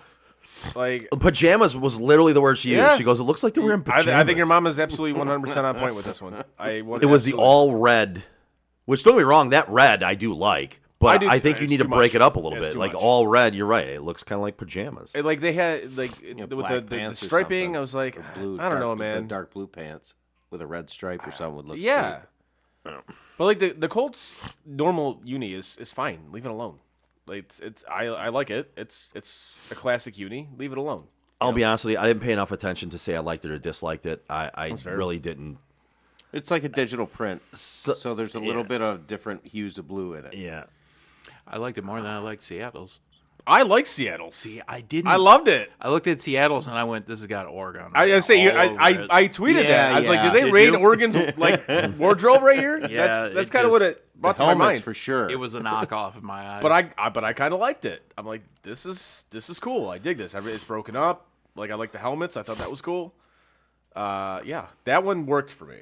You don't see chameleon helmets very often. You don't. I think that's kind of what I liked about it. I'm like, these are pretty dope. You know, I can dig these. But you're Frank, you're 100% on point because I said that night when I saw them. I'm like, it looks like they raided Oregon's wardrobe here a little bit. But, yeah, those are cool. But I was not a fan of these Colts uniforms. I really wasn't. But, anyways, I digress on that. But the Niners, Joey, I got to give you credit, man. You had this nailed from the jump that the Niners were going to do their thing this year, and they have, despite all the injuries, all the setbacks, etc. They went in there and they curb stomped the Colts. Remember when we thought the Colts were good? Yeah. Yeah. Back when they had Indiana Jones. It was like 4 weeks ago. We had we had Taylor as a MVP candidate and thought he should have won, or should be the leading candidate anyway. Yeah, boy, how things change. It's That's a why- what have you done for me lately, That's league. why the NFL is not for long. Yep. That's not for long. Yeah, God, that NFC West. You have 3 teams with 11 wins. Mm-hmm. Jesus, and it could come down to the final game of the season. Is that this week or next week? The Niners and next week. Niners Seahawks. and Seahawks, I think, is next week. Okay, and that could be for the So straight if up for I'm the looking division. at their schedule, I think it is next week. Yeah, so they play Chicago this week, and they have Seattle next week. Okay. Who does Seattle have this week? Don't know. Let me get back to you on that one. Okay, you get back to me on that one. Yep, working on it right now. Working on it right now. And based on their schedule, they have Carolina this week. And then San Fran next week. So San Fran actually has the tougher of the schedule, I think. I think Chicago's a little bit better than Carolina. Carolina's still fighting for a playoff spot, though. Yep. And then they play each other in the final week of the season. So. I think that's one thing we did say before the season started is that the NFC West was going to be a bear. It really was. It was just we couldn't figure out which team was going to be like bad. Right. You know, we thought all right, the Cardinals might be all right. I mean, that's obviously turned into an absolute disaster. That's a dumpster fire. Kyler Murray is going to be a Brown next year, which I can't wait for. Fuck off. Along with who did I say earlier? Be Kyler Murray and Pete Carroll. Pete Carroll. As Browns next year. Going to your city. And I am. We talked about it earlier. Sweet baby Jesus. I need this in my life so bad. We talked about it earlier. At least I still have the Patriots. Oh my God! Me and Frank, we talked about it earlier. He's like, Pete Carroll and the Browns. I'm like, along with Kyler. Fuck yes, I need this. It's not quite Geno and Pete Carroll. It's not that bad. I would take Kyler Murray without being too upset about it because they put themselves into quarterback purgatory, and you're going to roll the dice somewhere. Okay, it is what it is. Coaching, you got to fire Stefanski, and do not tell me you go after Pete Carroll or something. Like if Mike McDaniel, no. Pete Carroll, no. Can you imagine Mike McDaniel in Cleveland? I would even. Those fans would hate him immediately. I would take Harbaugh. Okay. If Baltimore gets rid of Harbaugh, I would take him. But no, please, not that combination. Like I wouldn't be upset about Kyler. I wouldn't be happy, but I wouldn't be upset about it. Those I would psychopaths understand in it. Ohio would murder McDaniels. Would murder him. Yes. Yeah, I agree with you. That would be a horrendous hire. It really, but it would be a total Browns hire. You're not wrong. So yeah, you're not wrong, which is why it bothers me because it could happen. It sucks that like, oh shit, this could actually. No, it could actually happen. I don't put anything past them at this point. As soon as he said it earlier, I was just like, oh my God, that could happen. I love it. Just to see Joe's head explode would be. I mean, that would make you want to talk about great radio. Yeah. That. No, you're not wrong. You're not wrong. I do it now with them, and they're not even relevant and haven't done anything that stupid lately. So, yeah, I mean, I blow my shit on them all the time. You know what I mean? Like, Jesus. Yes. Yeah, it didn't go. It did not. I heard what you said. Just like I think we all heard it. Yeah. And I think we all went, just let it go. Yeah, just let it go. Just let it go. I couldn't. Can't let it go. Because Not gonna be let I go. heard it, and I went, it was bad. That was really bad. Yeah, I think You we all can't, heard it. Yep. Anyways, so that was All the right. recap of the week that was the NFL. Recap of last week. All right, before we get into the picks, I do want to talk about this Notre Dame shit with you. Frank. Okay. While you guys talk about that, I'm gonna run to the bathroom. All right. You gotta do. So obviously they got left out of the playoff, and our thought on this was we both think that both them and Miami should have been in, right? Yeah. Yep. Okay. Can't say over Alabama now because Alabama won their playoff game. And that's another thing. Can't say over Miami either Can't because say over Miami Miami because won. lost head-to-head. And they both won on the road. So now we've got to drop that argument down to Tulane and JMU. 1,000,000% should have been over both of those teams. Oh, 100%. Like that. But like- rules are rules. Everybody knew what game we were playing. This needs to be tweaked. Yeah, the because rules will change 100%. next year. You're right. It will 100%. change. Like the fact that those two schools are you're basically sacrificial lambs. Yep. Like flat Yeah. out, you are. You're not going to beat either of those teams. Yep. You're not. These are uncompetitive games, and frankly, they don't serve a purpose to me in the college football playoff. Now, in the NCAA tournament, fine, because we've seen this. It's a thing. We've seen proof of concept here. It works. It can happen. In college football, James Madison is not walking into Autzen Stadium and beating Oregon. It's just not going to happen. Sorry, guys. It's not going to. Tulane is not going to walk into fucking who the fuck they play? Sorry. Ole Miss. Ole Miss. I'm not going to walk into an SEC school and beat that fucking team. No. It's not going to happen. No. And if it does, it's not going to be for another like 20 years. So this needs to be tweaked. Just take the 12 best fucking teams. Yep. I don't care what fucking conference they're from. I don't care if they won their fucking conference. I don't give a shit.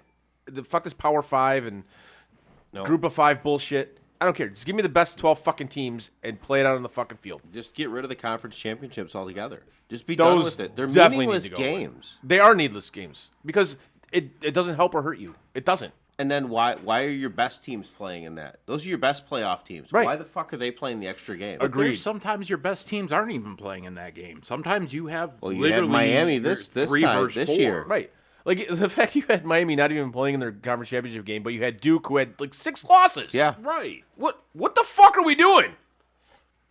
But Math's not mathing. yeah, math is definitely not mathing. But you know, You poke yourself in the eye? he blew it all. He blew, Blew it all out. shit all in his eye? Shit in his eye. That was fast. That's what she said. I know myself.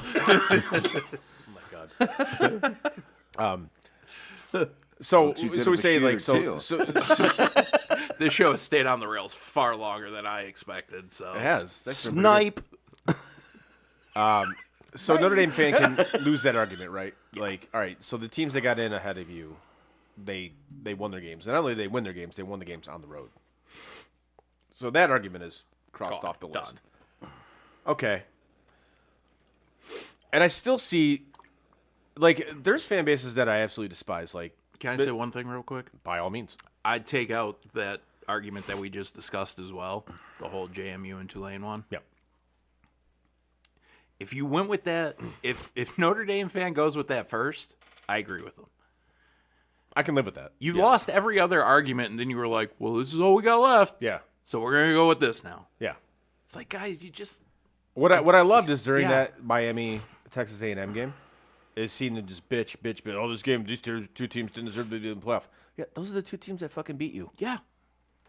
So And- that And I will say, for the record, do I think you could beat them right now? maybe. Yeah. Oh, But guess what? We'll never know. like we talked about the hypothetical shit. Right. Like 2 texts. It's like, especially over social media. That's all it was from these fucking Notre Dame fans. Is like, oh, we beat both these teams. Like the Oklahoma Alabama game. Well, we destroy these teams. Hypothetically, yeah. But you guys are killing it in the hypothetical games. Killing it. What did I tell you? They were 4-0 in 2 games? Yeah, exactly. Like you guys are killing it in the hypothetical games. I mean, again, the 2 teams that beat you played each other. Like, come on, dude. Like right there, to me, your argument is null and void. It's over. Stop. Yeah.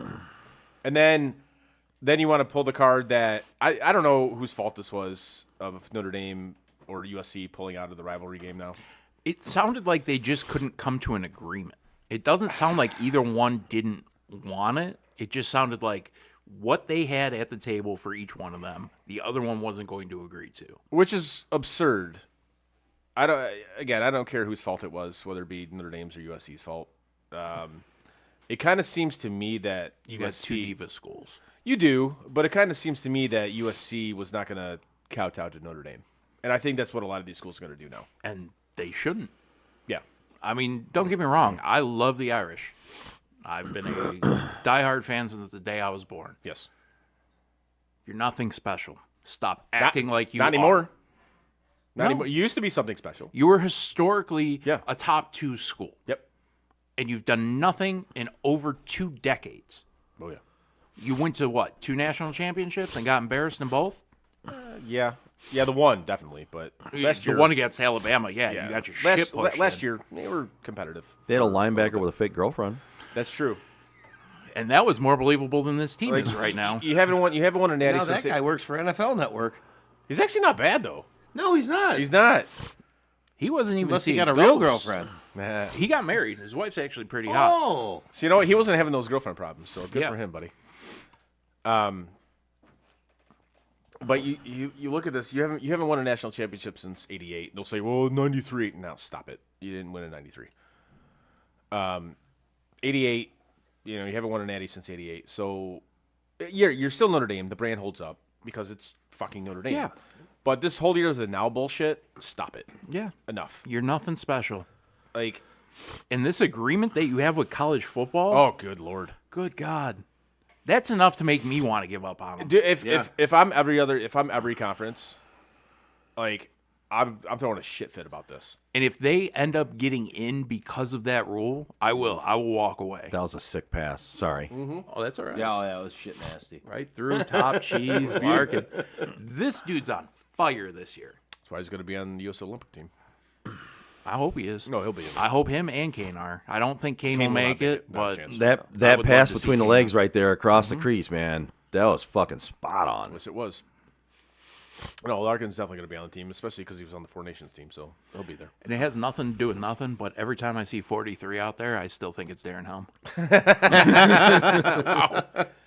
Blast from the past. Yeah, no doubt. Shit. That dude could skate like the wind, just had hands of stone. Put it in, Luis. Yeah. Literally, yeah. Yeah, honestly. But yeah, back to this Notre Dame thing. It's just I don't like what they become. And like there's fan bases that I despise, like Ohio State's fan base, obviously can't stand. Honestly, those Lions fan base now, I was still at the point with Lions fan bases, like I had nothing to them. Like if you win, cool. You lose, cool. Don't care. Now I want you fuckers to lose every fucking game you play. Period. Because your fan base is that. Now we're back to being on the same page. Oh my God, your fan base has just gotten to that. I'm almost on the same page. And I love the team. That fan base has gotten to the point where it's so insufferable that I hope you fuckers lose every game. And I don't care if you get fucked by the refs either. Couldn't care less. Fuck you. You're gonna blame it on the refs anyway, so you might as well get boned by them, right? But Notre Dame has absolutely joined that fucking group for me. And they should have. After this like 3-week period. No. Like I said at the beginning of the show, At some point, let it go. there's part of me that hopes that team disbands because I'm so tired of hearing about them. And not to mention just pulling out of the bowl game like a bunch of fucking bitches. Really? Just let that shit go. Like, See, I don't mind that move. I do mind it. If it was the player's call, fine. But everything I've read, it wasn't. No, it was the 80s call. Yeah. Which is bullshit to me. If the players don't want to do it, okay, fine. But when the AD is saying, hey, all you seniors, you don't get to play in a bowl game because I'm an asshole. But you're seeing what's going on. Jeremiah Love, Yeah, he was gonna play. coming back. Oh, yeah, he was. He was coming back, and then all of a sudden they pulled out of the bowl game, Yeah. and he declares. Other running back, his name's I have can't no think idea. of his name right now. That guy. I cancel yeah, my yeah. subscription. No, that to guy. Notre Dame Yeah, monthly. I know. Yeah. Their second running back. Yeah. Again, hell of a running back. He's probably going to be top 5 running back in this draft. He's leaving because you didn't go to a bowl game. One of the best offensive linemen leaving too. Yeah, Your CJ Carr hasn't said anything so far. Yeah. There's a couple of other guys. I think your backup quarterback is leaving you via the transfer portal, and somebody else that I can't think of off the top of my head. and you think this is because of pulling out of the bowl game? Yes. Okay. And I will say, And like, I'll give the kids credit for that, even though that's kind of Nobody's a little bit. But they're upset because they're not going to the bowl game. They should have been consulted. they should have been. Yeah. Because when this first happened, everyone's like, "Oh, the team didn't want to play the kids." I'm like, "Well, let's wait a second here to see what actually happened here." And then you saw other idiot fucking AD go on a fucking crybaby tirade for a week about, "Oh, we got fucked by the ACC and we got fucked by this, and we got fucked by that, and blah blah blah. We're not playing in the bowl game." But all right, man. Like that was an all-time crash out. Yeah, oh, by yeah. that guy. Holy fuck. Like. and the ACC did what they were supposed to do. They supported a full member institution. That's what they did. It's football. They supported their team in football. Yeah. Do I like it? No. Do I like the fact that you're not a part of a conference, though? No. Yes. Miami is a full conference member. Yes. They did what they should have done. Sorry. Notre Dame, you're a Big Ten school. You've always been a Big Ten school. You just lied to everybody about it. Like, you want to keep your independence? Fine. But sometimes the breaks don't Yeah. go your way, man. But now apparently you're going to get the biggest break of all because you could play a complete You're gonna get cupcake handed schedule. Fucking playoff. Yeah, positions. you're going to play a complete cupcake schedule, and you're going to go 12-0 probably, Yeah. and you're going to get in every fucking year now. And it goes against everything I believe in. It's a in joke. sports. It's a fucking joke. College football is broken. It's flat out. It's broken. Like we've talked about the playoff and what we think it should be. 8 teams, 12 teams, 16 teams, whatever. I don't even think that matters anymore. How many teams it is? It's just it's got to the point where how this shit is determined and how these teams schedule teams and whatnot. It's fucking broken. NIL. I'm fine with players getting paid, but it's got to be controlled somehow. Like it's the Wild West now. It's ridiculous. The NCAA's got to go. Yeah, I mean that's the thing. They've been gone for years and nobody's just acknowledged it. Like they haven't been a thing forever. Like they want to think they are because they're still that random guy. They're like the figurehead. But who's there then? That's the somebody problem. needs to put that the name. No, but that's the there. problem. There is nobody there. the Get problem. rid of the NCAA name. Like, So this is going to end up being a semi-pro league here. It already is, I think. it pretty much It is with no name. and there's Right? nobody. No, you're right. Absolutely, you're Because right. NCAA is not the name. Right. No, the NCAA right now is that one lone guy that you walk into a bar that you used to frequent and you see the one guy sitting over on the end of the bar and you're like, God damn, Jimmy, you're still alive? You're still here? Right. Holy shit. How you doing, man? Still sitting at the same bar stool you saw him at 15 years ago when you were a regular at that bar. You go in one time, he's still at the end of the bar down there. Nobody even knows he's there half the time. Right. You walk in, you're like, holy shit, you're still here? You're still around? You're alive? It's that. That's what the NCAA is at this point. Nobody even really realizes they're around until all of a sudden you hear it again and you're like, oh shit, hey, you're still here. like the fact that the NCAA is granting guys who are playing in the NBA G League years of eligibility. It's like, what? What the fuck are we doing here? The fuck are we doing? Seriously, what a joke. Eric's point, it's got to go. Got to go. To everybody's point, it's got to go. It's done. There needs to be a complete revitalization of college athletics in general. You just think with all the money, with all the donors involved in all of these schools, why aren't we just starting our own league, idiots? I think that's what it's coming to. I do. Like, how is it not happening? Because this isn't like recent news. NCAA should have been gone 10, 15 years ago. I think that's what's going to happen with college football here. They're going to have like the quote super league. I'm just at there's no more conferences, no more nothing. Best 12, run it. Yeah, it's going to be like 4 conferences of 12 to 15 teams, right? I think that's what's coming. I do, and it's not going to be part of the NCAA. It's going to have its own governing body. Well, we talked about it last week. I feel there's 2 things that you can make musts to narrow it down to who should make the playoffs. It should be your schedule needs to meet a certain criteria of difficulty. Yes. And then you have to have a certain amount of wins. Like if you don't have that amount of wins, you're not getting considered. If you don't have that level of difficulty on your schedule, you're not getting considered. You have to have a level of difficulty and you have to have a certain amount of wins. And whatever that number that they come up with is, that right there will determine your top 12 or whatever they're gonna do now. There has to be criteria to it. It can't be a wing and a prayer and a fucking thought process in. No, take the thought process out of it. It's how hard's your schedule? What are your wins? Yeah. Bingo. They can kind of do it like the BCS a little bit. Whose opinion Yes. is that based on? Like how the BCS did it. It's all statistics. Yeah. So There's numbers. So it's just numbers. You plug numbers in, and then it spits it out. Numbers. That's it. Your fine difficulty with of schedule that. is based on who I'm you fine played and with what their win record is, Take right? the human error out of it. I'm fine with it. I hate the human error that's involved in. Because now with the human, way it's it not is even human right error. now. It's human bias. Yeah. Now. It's network bias. It's TV bias. It's You have conference commissioner, but it's money Yeah. bias. They're paying their ways Right. in. Like, That's what- the only thing that makes sense. Like, what school is going to draw more eyeballs on the TV? What school is going to push more gate revenue? That's what it is now. It's a fucking joke. So as much as we, I guess, didn't like the BCS, I mean, now you look back on it, you're like, was it really that bad? Because this seems so much more biased than that. Well, that's why It they should is. marriage. That's why they Yes. should marry the two Yes. up. Is a playoff is a great thing if you It run is a it great correctly. thing. Yes. And it's not, that's the problem. It's not you're- run correctly. Right, but you're not running it correctly. No. So making criteria as to who's ranked where, when it's easy to have people ranked in certain places when you all play each other or that, right? With the NFL makes it really easy. Yep. And in my opinion, that's what it should come down to, right? Okay, you're gonna have 4 super conferences, right? Okay, these 2 super conferences over here, these 2 super conferences over here. at the end, it doesn't matter who you play. You have to start scheduling non-cupcakes, though, because we're going to take into account your difficulty of schedule. And we're going to take into account your win record. Now, you're not all going to have the same corresponding teams you played, but you can't schedule cupcakes. You have to have a certain amount of difficulty level in the teams you played, and your win record has to be a certain amount in order to even be considered. And at that point in time, you're getting teams in from over here, you're getting teams in from over here, and you get your top 12, 16, whatever the fuck they're going to put it at.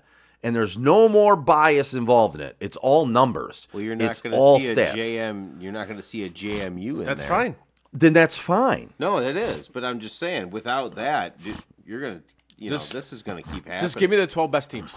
The little guy's going to keep getting in because he's undefeated, but he didn't play any. But at a certain point in time, those little guys need to nut up or shut up too. And if you're going to join the conferences, right? Yeah. Okay, join the conferences, start playing tougher schedules. And if you can do that and you can still survive the tougher schedule while playing in a conference that is a super conference, and your level of difficulty for your schedule is up there and your wins are up there, then guess what? You will fucking get in. Yeah. But again, make the criteria the same for everybody.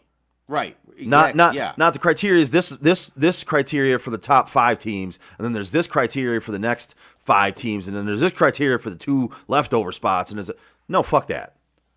Super conferences, difficulty schedule, wins and losses. Done. I think it's a good place to end that. Picks? Yes, before we get to the picks, though, I want to talk to you about a place to go to watch any of the games we're going to talk about, or even when it gets into the NFL football playoff season, and it's Tap and Barrel Grill in Shelby Township. They're one of the newest sports bars in Metro Detroit. They have an upscale sports bar, features over 40 craft beers on tap, handcrafted cocktails, and a delicious scratch-made food menu. They have a comfortable feel, attentive staff, and fine dining food options, which make it a must-visit spot for sports fans and foodies alike. Whether you're watching the big game or just looking for a great meal, Tap and Barrel Grill has you covered. Visit them at 50055 Van Dyke Avenue in Shelby Township, or go to tapandbarrelgrill.com. Very good. Nicely done. Yeah, and for those of you that couldn't see it, it was even more well done because Chris was being a jackass, which I expect nothing less. I mean, when you set me up, I did like with reads and shit like that. Yeah, all right. I know. It's the only way I can really get you back. Paybacks are a bitch. I just didn't fumble on that one. You did not. Well played. Good job. You All weren't right. Derrick Henry. You got benched for the rest of the game. Yeah, I would have gotten benched for the rest of the game. All right, let's get to the picks. Go. This segment is brought to you by the Joe Wright Group. It's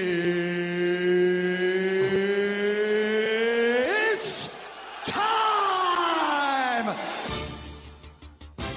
Okay, so let's look at the picks from 2 weeks ago, not just this last week, because I didn't have Allison's picks in for that week because Chris fumbled the ball on that one. Talk about fumbling. He fumbled entering those in, so I didn't have any picks down for Fuck off, man. Listen, excuses. You were injured. You know what I mean? Like you had an injury, right? I mean, You heard the shit he gave me last week. I was in the middle of throwing up trying to do my picks. Half of them weren't in English, but nonetheless. Hey, man. well, once you said you were sick and throwing up, I was like, oh shit, okay. But I mean, listen, if you're gonna type out words that we don't even know as your picks, what do you want me to do? I did send out picks like the week my dad died. Did I not? You did actually. Yes, you did. So suck on that. No, moving on. He wins, you lose. Yeah. No, you win on that one for sure. Just be careful. He blows his shit all over the place.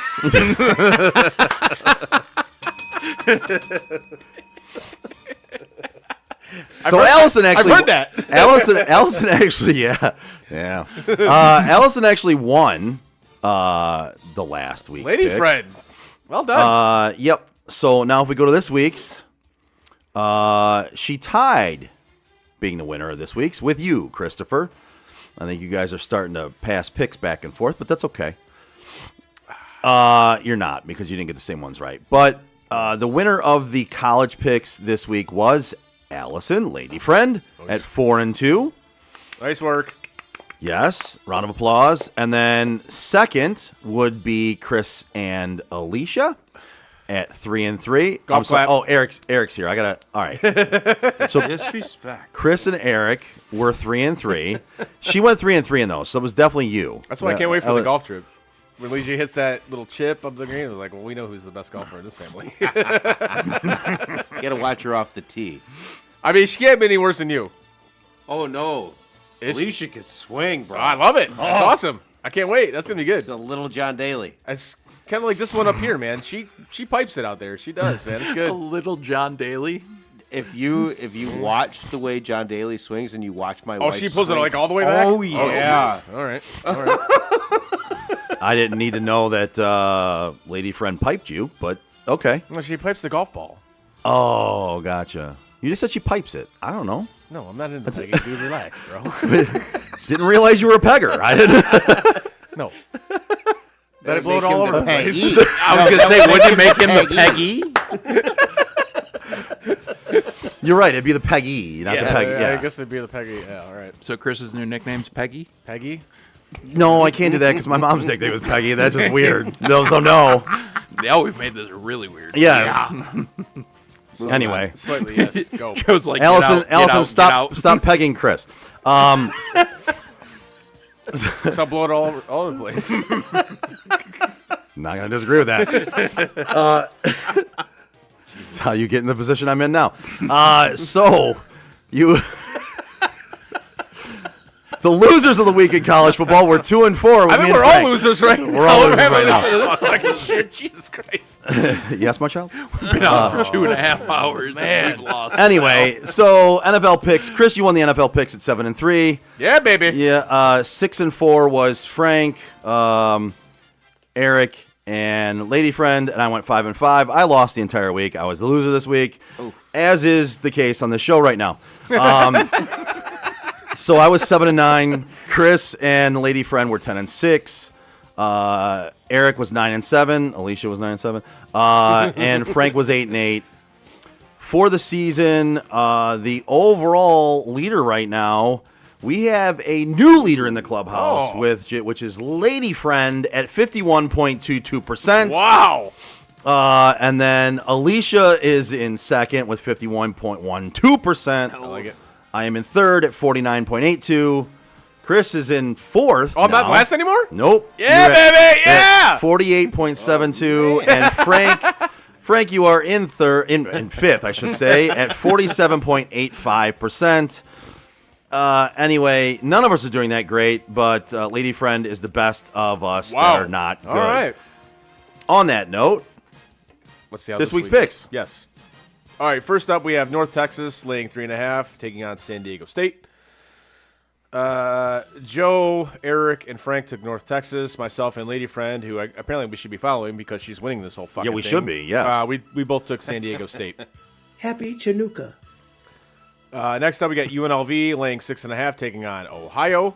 Joe, you took Ohio. The rest of us took UNLV. All right, here we go. Shh. After that, we got Cal taking on Hawaii. Hawaii is laying 1.5. Joe and Frank took Hawaii. Myself, Eric, and Lady Friend took Cal. Refer to yourself as Chris now. I should have just left it. I should have just left it. Guys, I know you have enough. Next up, we got Central Michigan taking on Northwestern. Northwestern's laying 10.5. Joe, myself, and Eric took Central Michigan. Frank and Allison took Northwestern. Fuck you all. After that, we got New Mexico. I think it's New Mexico State, if I'm not mistaken. It might be. I don't know. Did you forget the SD? I don't know. I took what you put on there, so I don't It know. might be New Mexico. It doesn't matter. It's a bowl game. Who fucking cares? It's some team that has new in front of it. They're in a bowl from game. Mexico. I Whatever. don't Who know. gives a shit? Yeah. New Mexico taking on Row the Boat, PJ Fleck. They might be waiting for him, too. Speaking of Michigan, might be waiting for that fucking guy. Yeah, you just put N Mexico. All right, fair enough. So I don't know whether they're playing Teleplantla or what's What? Mexico team. Mexico. North It's a city. Mexico. It's a North ci- Mexico. North yeah, Mexico. It's a city in North North Mexico. All right, so I North Mexico taking on Minnesota. Minnesota's laying 2.5. Joe took North Mexico, and the rest of us took Minnesota. Would that Let's work do for you? yeah. You ever get their burps and farts out of the way? Not yet, but soon enough. After that, we got Penn State taking on Clemson. Clemson's laying 3.5. We all took Clemson. I'm a Jew. I'm perpetually yelling. That's fair. Next up, we got UConn taking on Army. Army's laying 8.5. Joe, you and I took UConn. The rest of these clowns took Army. I'm gonna leave. This is because she was so mad at that point. Yeah, I'm gonna mad leave. at that point. I'm gonna leave. I'm gonna leave. She was so mad at that point. Motherfucker. It was pretty funny though. Next up, we got Georgia Tech taking on BYU. BYU is taking on 4.5, the team that Notre Dame was scared to play in the Pop-Tart Bowl. Joe, you and Allison took Georgia Tech. The rest of us took BYU. I'm never less Jewy. That's true. Next, we got Virginia taking on Missouri. Missouri's laying 4.5. We all took Missouri except for myself. I took Virginia. Thank you for that. That was good. I like that one. That's solid. That's really good. And the final college game we got is LSU taking on Houston. Houston's laying 2.5. Joe, Eric, and Allison took LSU. Frank and myself took Houston. Sports on tap. So great. Moving on to the NFL slate. First off, we got Dallas laying 7, taking on Washington. Joe, myself, and Eric have the Cowboys. Frank and Allison have Washington. Shut up. I hate you. You know how often I hear that? I bet a lot. I could imagine. It's amazing. I feel like you hear that drop all the time in your daily life. That's pretty accurate. Yeah, that's pretty accurate. Next up, biggest game of the week, which it always is. We got the Detroit Lions laying 6, taking on Minnesota. You guys all took the Lions. I took Minnesota. No, I sound drunk. Next, we got Denver laying 13, taking on Kansas City. Joe and myself took Kansas City. The rest of you guys took Denver. I'm ready to go.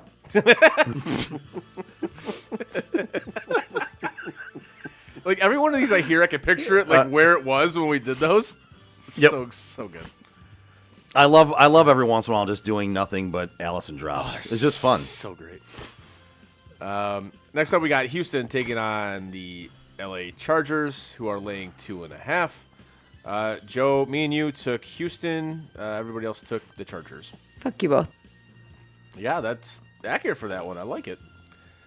Next up, we got Baltimore taking on Green Bay. Green Bay is laying 2.5. Joe, me and you took Green Bay. Everybody else took Baltimore. Stop it, Chris. You're making it hard. I get pegged. Fuck, bro.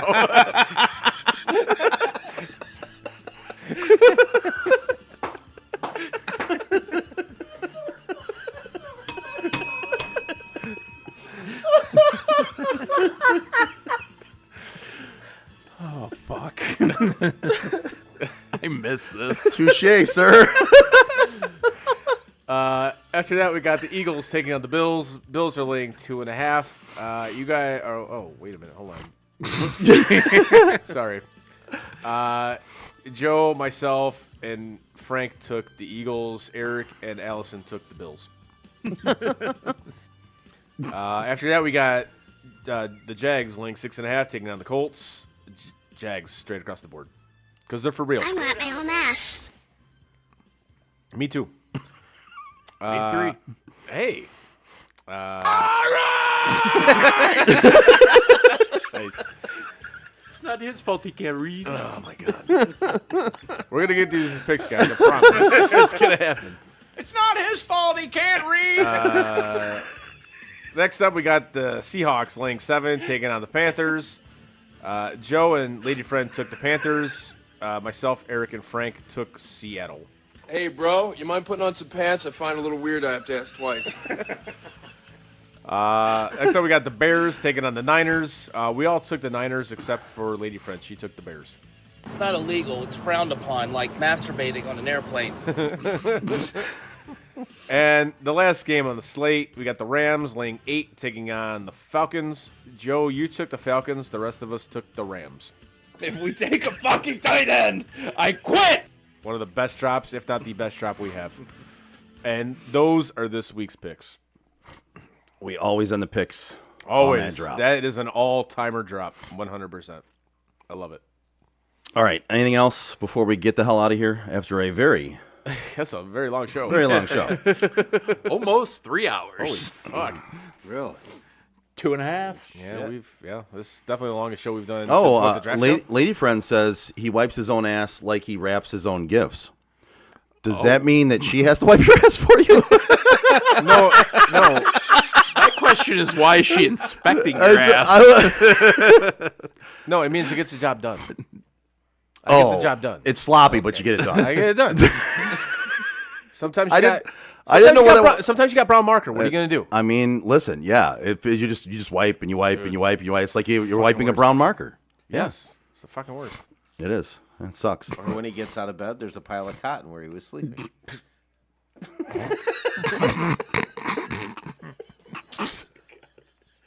Gotta end this show with that. On that note, give us a like and share and follow on social media like Facebook, Twitter, Instagram, Twitch, and YouTube. You can find all of our podcasts at your favorite podcast provider. Check out SOTDET.com. Click on shop, buy some stuff. Click on our sponsors' logos. Frequent them. Give them a like and share and follow as well. SOTDET.com. On behalf of Chris, Frank, Eric, Alicia, Allison, and everybody else, Merry Christmas and have a Happy New Year. We'll see you next Tuesday. Merry Christmas.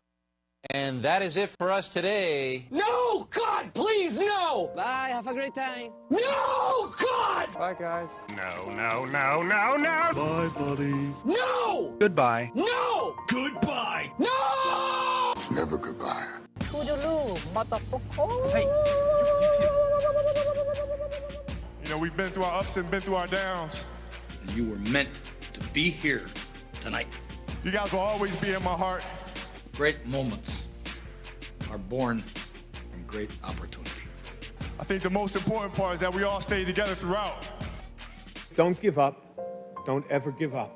Live. Fight like hell. The best thing I have ever done, the best thing I will ever do, is be a dad. God, I love you guys. Mamba out.